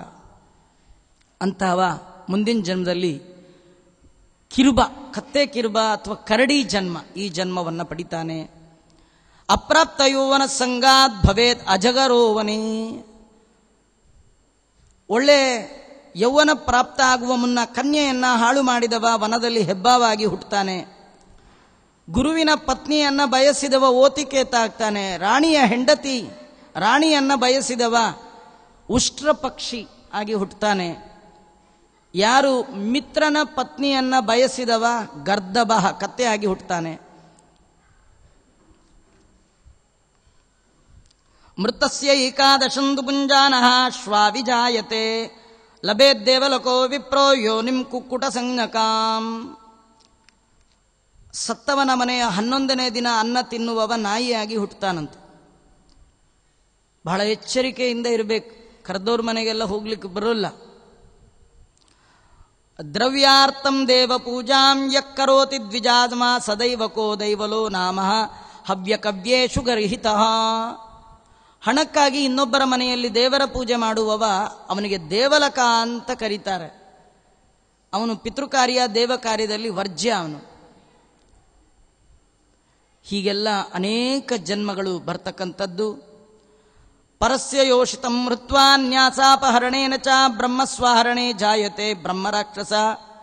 ಮತ್ತೊಬ್ಬರ ದುಡ್ಡನ್ನು ಅಪಹಾರ ಮಾಡತಕ್ಕಂಥದ್ದು, ಸ್ತ್ರೀಯರ ಹಣವನ್ನು ಕದೀತಕ್ಕಂಥದ್ದು, ಬ್ರಾಹ್ಮಣರ ದುಡ್ಡನ್ನು ಅಪಹಾರ ಮಾಡತಕ್ಕಂಥದ್ದು, ಇವರೆಲ್ಲ ನರಕಕ್ಕೆ ಹೋಗಿ ಅಲ್ಲಿ ಬೇಕಾದಷ್ಟು ದುಃಖವನ್ನು ಅನುಭವಿಸಿ ಮತ್ತೆ ಹುಟ್ಟುವಾಗ ಬ್ರಹ್ಮ ರಾಕ್ಷಸರಾಗಿ ಹುಟ್ಟುತ್ತಾರೆ. ಬ್ರಹ್ಮಸ್ವಂ ಪ್ರಣಯಾತ್ ಭುಕ್ತಂ ದಹತ್ಯ ಸಪ್ತಮಂ ಕುಲಂ ಬಲಾತ್ಕಾರೇಣ ಚೌರ್ಯೇಣ ದಹತ್ಯ ಚಂದ್ರತಾರಕಂ. ಬ್ರಾಹ್ಮಣರ ಸಂಗಡ ಕಪಟವಾದ ಸ್ನೇಹ ಮಾಡಿ ಅವರನ್ನು ನಂಬಿಸಿ ಅವರ ದುಡ್ಡನ್ನು ಯಾರಾದರೂ ಲಪಟಾಯಿಸಿ ಚೆನ್ನಾಗಿ ಅದನ್ನು ಎಂಜಾಯ್ ಮಾಡಿಬಿಟ್ಟ ಅಂತಾದರೆ 7 ಜನ್ಮದಲ್ಲಿ ಅವನು ಮತ್ತೆ ಬ್ರಹ್ಮರಾಕ್ಷಸನಾಗಿ ಹುಟ್ಟುತ್ತಾನೆ. ಅದರ ಪಾಪ ಅವನೊಬ್ಬನಿಗಲ್ಲ, 7 ಜನ್ಮಕ್ಕೆ ಬರುತ್ತೆ. ನಾನು ನಿನ್ನೆ ಹೇಳುವಾಗ ಹೇಳಿದೆ, ರಘುಗುಣ ಮಹಾರಾಜ ಭರತರಿಗೆ ಹೇಳ್ತಾ ಒಂದು ಮಾತು ಹೇಳ್ತಾನೆ, ನನ್ನ ಮೇಲೆ ವಜ್ರಾಯುಧವನ್ನು ಇಂದ್ರದೇವರು ಪ್ರಯೋಗ ಮಾಡಿದ್ರು ನಾನು ಹೆದರೋಲ್ಲ. ನಾಹಂ ಬಿಬೇಮಿ ಸುರರಾಜ ವಜ್ರಾತ್. ಇಂದ್ರದೇವರು ನನ್ನ ಮೇಲೆ ವಜ್ರಾಯುಧವನ್ನು ಬೀಸಿದ್ರೆ ಹೆದರಲ್ಲ ಅಂತಾನೆ. ಅಲ್ಲ, ನಿಂಗೇನು ಭಯ ಇಲ್ವಾ ಅಂದ್ರೆ ಅವನಂತಾನೆ, ಈ ವಜ್ರಾಯುಧ ಆಗಲಿ ಯಮದೇವರ ಮೃತ್ಯುದಂಡವಾಗಲಿ ಇವೆಲ್ಲ ಒಬ್ಬನ ತಲೆಯನ್ನು ಮಾತ್ರ ಕತ್ತರಿಸತ್ತಂತೆ. ಆದರೆ ಬ್ರಾಹ್ಮಣರಿಗೆ ಮಾಡಿದ ಅಪಮಾನ ಒಂದು ತಲೆ ಅಲ್ಲ, 7 ತಲೆಯನ್ನು ಹಾಳು ಮಾಡಿಬಿಡುತ್ತಂತೆ. ಬ್ರಾಹ್ಮಣರ ಸ್ವತ್ತು ಬ್ರಾಹ್ಮಣರಿಗೆ ಮಾಡುವ ಅಪಮಾನ. ಆದ್ದರಿಂದ ಬಹಳ ಎಚ್ಚರಿಕೆಯಿಂದ ಇರಬೇಕು. ಇವು ಹೇಳ್ತಾರೆ ನೋಡಿ ವೇದವ್ಯಾಸ ದೇವರ ಮಾತು, ಲೋಹ ಚೂರ್ಣಂ ಅಶ್ಮಚೂರ್ಣೇ ಚ ವಿಷಂಚ ಜರ ಎನ್ನರಹ. ಲೋಹದ ಪುಡಿಯನ್ನ ತಿನ್ಬೋದು, ಅರಗಿಸ್ಕೋಬಹುದು. ಹಾಗೆ ಅರಗಿಸ್ಕೊಂಡವ್ರೊಬ್ರಿದ್ರು. ಕಬ್ಬಣನ ಪುಡಿ ಮಾಡಿ ತಿಂದು ಅರಗಿಸ್ಕೊಂಡ್ಬಿಟ್ರು ಒಬ್ರು. ಅವ್ರು ಯಾರಂದ್ರೆ ಕೃಷ್ಣನ ಮನೆ ಪುರೋಹಿತರೊಬ್ಬರಿದ್ರು, ಗರ್ಗಾಚಾರ್ಯರು ಅಂತ. ಆ ಗರ್ಗಾಚಾರ್ಯ ಏನು ಮಾಡಿದ್ರು, ಎಲ್ಲೋ ಒಂದ್ಸತಿ ಕೂತಾಗ ಈ ಕೃಷ್ಣನ್ ಕಡೆಯವರೆಲ್ಲ ಅವ್ರನ್ನ ಸ್ವಲ್ಪ ಹಾಸ್ಯ ಮಾಡಿಬಿಟ್ರಂತ. ಅವರಂದ್ರು, ಓಹೋ, ನಿಮಗೆಲ್ಲ ಕೃಷ್ಣನ್ ಬೆಂಬಲ ಇದೆ ಅಂತ ಇಷ್ಟು ಹಾಸ್ಯ ಮಾಡ್ತಾ ಇದ್ದೀರಾ, ಕೃಷ್ಣನ್ನೇ ಕೊಲ್ಲುವ ಮಗನನ್ನ ಪಡಿತೀನಿ ಅಂತ ಅವರು ಕಬ್ಬಣನ್ ಪುಡಿ ಮಾಡಿ ತಿಂದು ರುದ್ರದೇವರನ್ನು ಕುರಿತು ತಪಸ್ಸು ಮಾಡಿ ಕಾಲಯವನನ್ನ ಮಗನನ್ನಾಗಿ ಪಡೆದಂತೆ. ನೋಡಿ, ಹಿಂಗೆ ಕೆಲವರು ಕಬ್ಬಣ ತಿಂದು ಅರಗಿಸ್ಕೊಳ್ಳೋರು ಇದ್ದಾರೆ, ಕಲ್ ತಿಂದು ಅರಗಿಸ್ಕೊಳ್ಳೋರು ಇದ್ದಾರೆ, ವಿಷ ಕುಡಿದು ಅರಗಿಸ್ಕೊಳ್ಳೋರು ಇದ್ದಾರೆ. ಆದರೆ ವೇದವ್ಯಾಸ ದೇವರು ಹೇಳ್ತಾರೆ, ಬ್ರಹ್ಮಸ್ವಂ ತ್ರಿಷು ಲೋಕೇಶು ಕಪ್ಪುಮಾಂಜರಯಿಷ್ಯತಿ. ಬ್ರಾಹ್ಮಣರ ದುಡ್ಡನ್ನ, ದೇವರ ದುಡ್ಡನ್ನ, ಗುರುಗಳ ದುಡ್ಡನ್ನ ತಿಂದು ಅರಗಿಸ್ಕೊಳ್ಳೋರು ಜಗತ್ತಲ್ಲಿಲ್ಲ. ಬ್ರಹ್ಮಸ್ವ ಪುಷ್ಟಾನಿ ವಾಹನಾನಿ ಬಲಾನಿ ಚ ಯುದ್ಧ ಕಾಲೇ ವಿಶಿರಿಯಂತೆ ಸೈಕತಾ ಸೇತವೋಯತ. ದೊಡ್ಡವರ ದುಡ್ಡನ್ನ, ಗುರುಗಳ ದುಡ್ಡನ್ನ, ದೇವದ್ರವ್ಯವನ್ನ ತಿಂದೇನೋ ಎಂಜಾಯ್ ಮಾಡ್ಬೋದು. ಹೇಗೆ ಯುದ್ಧ ಕಾಲದಲ್ಲಿ ಮರಳಿನಿಂದ ಕಟ್ಟಿದ ಸೇತುವೆ ಕೆಲಸಕ್ಕೆ ಬರಲ್ವೋ, ನೀವು ಹಾಗೆ ಪಾಪದಿಂದ ಸಂಪಾದನೆ ಮಾಡಿದ ಸಂಪತ್ತು ನಿಮ್ಮ ಸಾಧನೆಗೆ ಪ್ರಯೋಜನ ಬೀಳೋಲ್ಲ. ಯುದ್ಧ ಮಾಡೋ ಕಾಲ ಒಂದು ಸೇತುವೆ ಕಟ್ಟಿದ್ರು, ಅದು ಯಾವುದರಿಂದ ಕಟ್ಟಿದ್ದಾರೆ? ಮರಳಿನಿಂದ. ಒಬ್ಬ ಹೋದ್ರು ಬಿದ್ದು ಹೋಗ್ಬಿಡ್ತಾನೆ. ಹೇಗೋ ಹಾಗೆ ನಿಮ್ಮ ಹತ್ರ ಬೇಕಾದಷ್ಟು ಸಂಪತ್ತಿರ್ಬೋದು, ಆದರೆ ಸರಿಯಾದ ಮಾರ್ಗದಿಂದ ಆ ಸಂಪತ್ತು ಸಂಪಾದನೆ ಆಗಿಲ್ಲ ಅಂದರೆ ಧನ ಧನಕ್ಕೆ ಯೂಸ್ ಆಗಲ್ಲ. ವಿಜಯದಾಸರಂತಾರೆ, ಧನ ನಿಲ್ಲದಯ್ಯ ಸಾಧನ ನಿಲ್ಲುವುದಯ್ಯ. ದೇವರು ಕೊಟ್ಟ ಧನವನ್ನ ಧನವನ್ನಾಗಿ ಮಾಡಿಕೊಂಡ್ರೆ ಅದು ಮೋಕ್ಷದಲ್ಲಿ ಯೂಸ್ ಆಗತ್ತೆ. ನೀವು ಧನ ಸರಿಯಾಗಿದ್ರೆ ಅದು ಧನ ಆಗತ್ತೆ. ನಿಮ್ಮ ಧನ ಬ್ರಾಹ್ಮಣರದೋ ದೊಡ್ಡವ್ರದೋ ಇನ್ಯಾರ್ದೋ ಮೋಸದಿಂದ ಬಂದದ್ದಾದರೆ ಅದು ಪ್ರಯೋಜನಕ್ಕೆ ಬರಲ್ಲ. ದೇವದ್ರವ್ಯೋಪಭೋಗೇನ ಬ್ರಹ್ಮಸ್ವರ್ಣೇನ ಚ ಕುಲಾನ್ಯಕುಲಾಮ್ಯಾಂತಿ ಬ್ರಾಹ್ಮಣಾತಿಕ್ರಮೇಣ ಚ. ಬ್ರಾಹ್ಮಣರ ದುಡ್ಡು, ದೇವರ ದುಡ್ಡನ್ನು ಅಪಹಾರ ಮಾಡೋದ್ರಿಂದ, ಅಥವಾ ದೇವರನ್ನ, ಬ್ರಾಹ್ಮಣರನ್ನ, ಗುರುಗಳನ್ನ, ಗುರು ಹಿರಿಯರನ್ನ, ತಂದೆ ತಾಯಿಗಳನ್ನ ಅವಮಾನ ಮಾಡೋದ್ರಿಂದ ಅದು ಕುಲಕ್ಕೆ ಪೆಟ್ಟು, ಇಡೀ ಕುಲವನ್ನೇ ಹಾಳು ಮಾಡಿಬಿಡ್ತಕ್ಕಂಥದ್ದು. ಮತ್ತೆ ಸ್ವಮಾಶ್ರಿತ್ಯ ಪರಿತ್ಯಜ್ಯ ವೇದಶಾಸ್ತ್ರ ಪರಾಯಣಂ ಅನ್ಯೇಭ್ಯೋ ದೀಯತೆ ದಾನಂ ಕಥ್ಯತೆ ಅಯತಿಕ್ರಮ. ತನ್ನನ್ನು ಆಶ್ರಯ ಮಾಡಿಕೊಂಡು ಮನೆಯಲ್ಲಿರುವಂತಹ ಬ್ರಾಹ್ಮಣನಿಗೆ ಮೊದಲು ದಾನ ಧರ್ಮ ಮಾಡೋದಿದ್ರೆ ಅವನಿಗೆ ಮಾಡಬೇಕಂತ. ಒಳ್ಳೆ ಓದ್ಕೊಂಡಿರ್ತಾನೆ, ದಿನಾ ಮನೆಗೆ ಬರ್ತಿರ್ತಾನೆ, ಆದರೆ ಒಳ್ಳೆ ಸಂದರ್ಭ ಬಂದಾಗ ನೀವೇನು ದಿನ ಸಿಗ್ತಿರಲ್ಲ ಆಚಾರ್ಯ, ಈ ಆಚಾರ ಬರೋದೇ ಅಪರೂಪ ಅಂತ ಅವನಿಗೆ ಏನಾರು ಕೊಟ್ಟು ಮನೇಲಿದ್ದವನಿಗೆ ಬಿಟ್ರೆ ಅದು ಬ್ರಾಹ್ಮಣ ಅತಿಕ್ರಮ, ಅದು ಬಹಳ ದೋಷ ಬರುತ್ತೆ. ಬ್ರಾಹ್ಮಣಾತಿಕ್ರಮೇನಾಸ್ತಿ ವಿಪ್ರವೇದ ವಿಭರ್ಜಿತೆ. ಆದರೆ ಏನೂ ಓದಿಲ್ಲ, ದಡ್ಡ ಶಿಖಾಮಣಿ, ಹೆಸರಿಗಷ್ಟೇ ಬ್ರಾಹ್ಮಣ, ಅವನಿಗೆ ಅತಿಕ್ರಮಣ ಮಾಡಿದ್ರೆ ತೊಂದರೆ ಇಲ್ಲ ಅಂತ.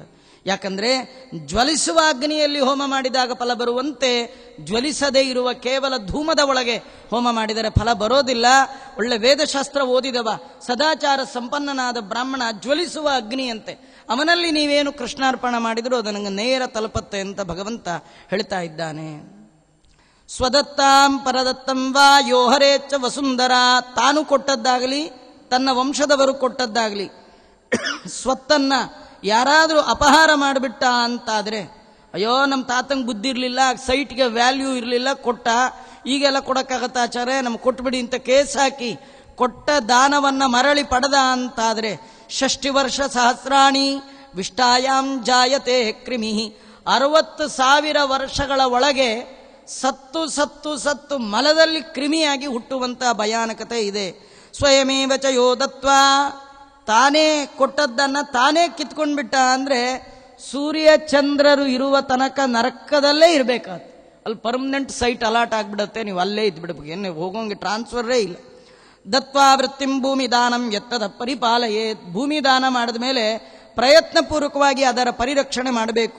ಹಾಗೆ ಮಾಡಲಿಲ್ಲ ಅಂತಾದರೆ ಅವಯವಹೀನನಾಗಿ, ಏನೋ ಕುಂಟನಾಗಿಯೋ ಕುರುಡನಾಗಿಯೋ ಕಿವುಡನಾಗಿಯೋ ಮೂಕನಾಗಿಯೋ ಹುಟ್ಟುವಂತಹ ಸಾಧ್ಯತೆ ಇದೆ. ವಿಪ್ರಸ್ಯ ವೃತ್ತಿಕರಣೆ, ಒಬ್ಬ ಬ್ರಾಹ್ಮಣನಿಗೆ ಒಂದು ವೃತ್ತಿಯನ್ನ ಕ್ರಿಯೇಟ್ ಮಾಡಿಕೊಟ್ರೆ, ಒಳ್ಳೆ ಯೋಗ್ಯವಾದ ಒಂದು ವೃತ್ತಿ, ಆಚಾರ್ಯ ನಿಮ್ಗೇನು ಕೆಲಸ ಇಲ್ಲ ಅಂತೀರಿ, ಬನ್ನಿ ಇಲ್ಲಿ ದೇವಸ್ಥಾನದಲ್ಲಿದ್ದು ನಿಮ್ಗೇನಾಗತ್ತೋ ಪಾರಾಯಣ ಮಾಡ್ಕೊಂಡ್ರಿ ಅಂತ ಹೇಳಿ ವೃತ್ತಿಯನ್ನೇನಾರು ಮಾಡಿಕೊಟ್ರೆ 1,00,000 ಗೋದಾನ ಮಾಡಿದ ಫಲ ಬರುತ್ತಂತ. ಅದೇ ಒಬ್ಬ ಬ್ರಾಹ್ಮಣನ ವೃತ್ತಿಯನ್ನೇನಾರು ಅಪಹಾರ ಮಾಡಿ ಕಿತ್ಕೊಂಡ್ಬಿಟ್ರಿ ಅಂದ್ರೆ ಮರ್ಕಟ ಶ್ವಾಕಪಿರ್ಭವೇತ್, ಅಥವಾ ಮರ್ಕಟನಾಗಿಯೋ ನಾಯಿಯಾಗಿಯೋ ಮುಂದಿನ ಜನ್ಮದಲ್ಲಿ ಹುಟ್ಟುತ್ತಾನೆ. ಏವ ಮಾದೀನಿ ಚಿನ್ನೀನಿ ಯೋನಶ್ಚ ಖಗೇಶ್ವರ ಸ್ವಕರ್ಮ ವಿಹಿತಾ ಲೋಕೆ ದೃಶ್ಯಂತೆ ತತ್ರ ಶರೀರಿಣಾಂ. ಭೂಲೋಕದಲ್ಲಿ ಬಂದಾಗ ಮನುಷ್ಯ ಮಾಡಿದ ಪಾಪಕ್ಕೆ ಈ ರೀತಿಯ ಚಿಹ್ನೆಗಳು ಹುಟ್ಟುತ್ತೆ. ಏವಂ ದುಷ್ಕರ್ಮ ಕರ್ತಾರೋ ಭುಕ್ತ್ವಾ ನಿರಯಾತನಂ, ಈ ರೀತಿ ಕೆಟ್ಟ ಕೆಲಸ ಮಾಡಿದವರು ನರಕದಲ್ಲಿ ಯಾತನೆಯನ್ನು ಹೊಂದಿ ಜಾಯಂತೆ ಪಾಪಶೇಷೇಣ ಪ್ರೋಕ್ತ್ವಾಸ್ತೇಷು ಯೋನಿಷು, ಹಿಂದೆ ಹೇಳಿದ ಜನ್ಮಗಳಲ್ಲಿ ಪಾಪಶೇಷದಿಂದ ಹುಟ್ಟುತ್ತಾರೆ. ತಥೋ ಜನ್ಮ ಸಹಸ್ರೇಶು ಪ್ರಾಪ್ಯಕ್ತಿರಿಯಕ್ ಶರೀರತಾಂ ದುಃಖ ನಿವಾರ ವಹನೋದ್ಭವಾನಿ ಲಭಂತಿ. ತಿರಿಯಕ್ಯೋನಿಯಲ್ಲಿ ಹುಟ್ಟುತ್ತಾರೆ. ತಿರಿಯಕ್ಯೋನಿ ಅಂದರೆ ಈ ಎತ್ತು ಒಂಟೆ ಇವೆಲ್ಲ ಭಾರ ಹೊರುವ ಪ್ರಾಣಿಗಳಾಗಿ ಹುಟ್ಟುತ್ತಾರೆ, ಅಲ್ಲಿ ಭಾರೀ ದುಃಖ. ಆಮೇಲೆ ಪಕ್ಷಿಯಾಗಿ ಹುಟ್ಟುತ್ತಾರೆ, ಆಮೇಲೆ ಮನುಷ್ಯ ಜನ್ಮ ಮುಂದೆ ಬರ್ತಕ್ಕಂಥದ್ದು. ಅಲ್ಲಿ ಬರುವಾಗಲೂ ಕೂಡ ಆ ತಾಯಿಯ ಗರ್ಭದಲ್ಲಿ ಬರುವಾಗ ಎಷ್ಟು ದುಃಖವನ್ನ ಅನುಭವಿಸ್ತಾರೆ. ಅವಶ್ಯಮೇವ ಭೋಕ್ತವ್ಯಂ ಕೃತಂ ಕರ್ಮ ಶುಭಾಶುಭಂ ನಾ ಭುಕ್ತಂ ಕ್ಷೀಯತೆ ಕರ್ಮ ಕಲ್ಪಕೋಟಿ ಶತೈರಪಿ. ನಾವು ಮಾಡಿದ ಕರ್ಮವನ್ನ ಮತ್ತೊಬ್ಬರು ಉಣ್ಲಿಕ್ಕೆ ಸಾಧ್ಯನೇ ಇಲ್ಲ. ಈ BTS ಒಳಗೆ ನಮ್ಮೂರಲ್ಲೆಲ್ಲ ಟಿಕೆಟ್ ಕೊಟ್ರೆ ಆ ಟಿಕೆಟ್ ಒಳಗೊಂದು ಪ್ರಿಂಟ್ ಮಾಡಿ ಇಟ್ ಶುಡ್ ನಾಟ್ ಟ್ರಾನ್ಸ್ಫರಬಲ್ ಅಂತ, ಆ ಟಿಕೆಟ್ ಇನ್ನೊಬ್ರಿಗೆ ಟ್ರಾನ್ಸ್ಫರ್ ಮಾಡ್ಲಿಕ್ಕೆ ಬರಲ್ಲ. ಹಾಗೆ ನಮ್ಮ ಪಾಪ ನಮ್ಮ ಪುಣ್ಯವನ್ನ ಇನ್ನೊಬ್ಬರಿಗೆ ಟ್ರಾನ್ಸ್ಫರ್ ಮಾಡ್ಲಿಕ್ಕೆ ಬರೋಲ್ಲ. ವೇದವ್ಯಾಸ ದೇವರ ಅವಶ್ಯಮೇವ ಭೋಕ್ತವ್ಯಂ ಕೃತಂ ಕರ್ಮ ಶುಭಾಶುಭಂ ನಾ ಭುಕ್ತಂ ಕ್ಷೀಯತೆ. ನೀವು 4 ದಿನ ಆಫೀಸ್ಗೆ ಹೋಗದೆ ಇದ್ರೆ ನಿಮ್ಮ ಫೈಲ್ಸ್ನ ಇನ್ನೊಬ್ರು ಅಟೆಂಡ್ ಮಾಡೋದೇ ಇಲ್ಲ. ನೀವು ಆಫೀಸ್ಗೆ ಹೋದ್ರೆ ನಿಮಗೆ ಇಷ್ಟುದ್ದ ಪೇರಿಸ್ಬಿಡ್ತಾರೆ, ನೀವೇ ಅಟೆಂಡ್ ಮಾಡ್ಬೇಕು, ಅದನ್ನ ಇನ್ಯಾರೂ ಮಾಡಲ್ಲ. ಹಾಗೆ ನಾ ಭುಕ್ತ ಕ್ಷೀಯತೆ ಕರ್ಮ, ನೀವು ಕರ್ಮವನ್ನ ಅನುಭವಿಸದೆ ಕಲ್ಪಕೋಟಿ ಶತೈರಪಿ, 1 ಕೋಟಿ ಕಲ್ಪಗಳಾದರೂ ಆ ಕರ್ಮವನ್ನ ನೀವು ಅನುಭವಿಸಲೇಬೇಕು ಅಂತ ಹೇಳ್ತಾ ಇದ್ದಾರೆ. ಮತ್ತೆ ಗರುಡ ಕೇಳ್ತಾ ಇದ್ದಾನೆ, ಗರ್ಭ ದುಃಖ ಆ ತಾಯಿಯ ಹೊಟ್ಟೆಯಲ್ಲಿ ಪಡಿತಾರೆ ಎಂದೇ, ಅದು ಹೇಗೆ ಪಡಿತಾರೆ ಅದನ್ನೆಲ್ಲ ಹೇಳು ಅಂತ. ತೃತೀಯ ಸ್ಕಂದದಲ್ಲಿ ಜೀವ ಗರ್ಭದಲ್ಲಿರುವಾಗ ಬೆಳೆಯುವುದು ಕ್ರಮ ಎಲ್ಲ ವರ್ಣನೆ ಮಾಡಿದ್ದಾನೆ ಭಗವಂತ ವೇದವ್ಯಾಸ ದೇವರು. ಅದನ್ನೇ ಮತ್ತೆ ಇಲ್ಲಿಯೂ ಕೂಡ 6ನೇ ಅಧ್ಯಾಯದಲ್ಲಿ ಹೇಳ್ತಕ್ಕಂಥದ್ದು. ಅದನ್ನೆಲ್ಲ ನಾಳೆ ಸೇರಿದಾಗ ಮತ್ತೆ ನೋಡೋಣ ಅಂತ ಹೇಳ್ತಾ ಶ್ರೀಕೃಷ್ಣಾರ್ಪಣಮಸ್ತು. ಇಂದ್ರಿಯ ಪ್ರೇರಕೇಣ ಶ್ರೀ ಪ್ರಾಣಪತಿನೇರಿತ ಯದವೋಚ ಮಹಂತೇನ ಪ್ರಿಯತಾಂ ಕಮಲಾಲಯ ಮಧ್ವೇಶಾರ್ಪಣಮಸ್ತು. ಕೃಷ್ಣಾರ್ಪಣಮಸ್ತು. ಇಲ್ಲಿವರೆಗೆ ಗರುಡ ಪುರಾಣದ ಅನೇಕ ವಿಷಯಗಳನ್ನು ನಮ್ಮ ಮುಂದೆ ಇಟ್ಟಿರತಕ್ಕಂತಹ ಆಚಾರ್ಯರಿಗೆ ಶ್ರೀಮಠದ ಪರವಾಗಿ ಧನ್ಯವಾದ ಹೇಳ್ತಾ, ಎಲ್ಲ ಶ್ರೋತೃಂದಕ್ಕೂ ಧನ್ಯವಾದ ಹೇಳ್ತಾ ಈ ಧಾರ್ಮಿಕ ಪ್ರವಚನ ಕಾರ್ಯಕ್ರಮಕ್ಕೆ ಮಂಗಳವನ್ನು ಹೇಳ್ತೇವೆ. ಶ್ರೀಕೃಷ್ಣಾರ್ಪಣಮಸ್ತು.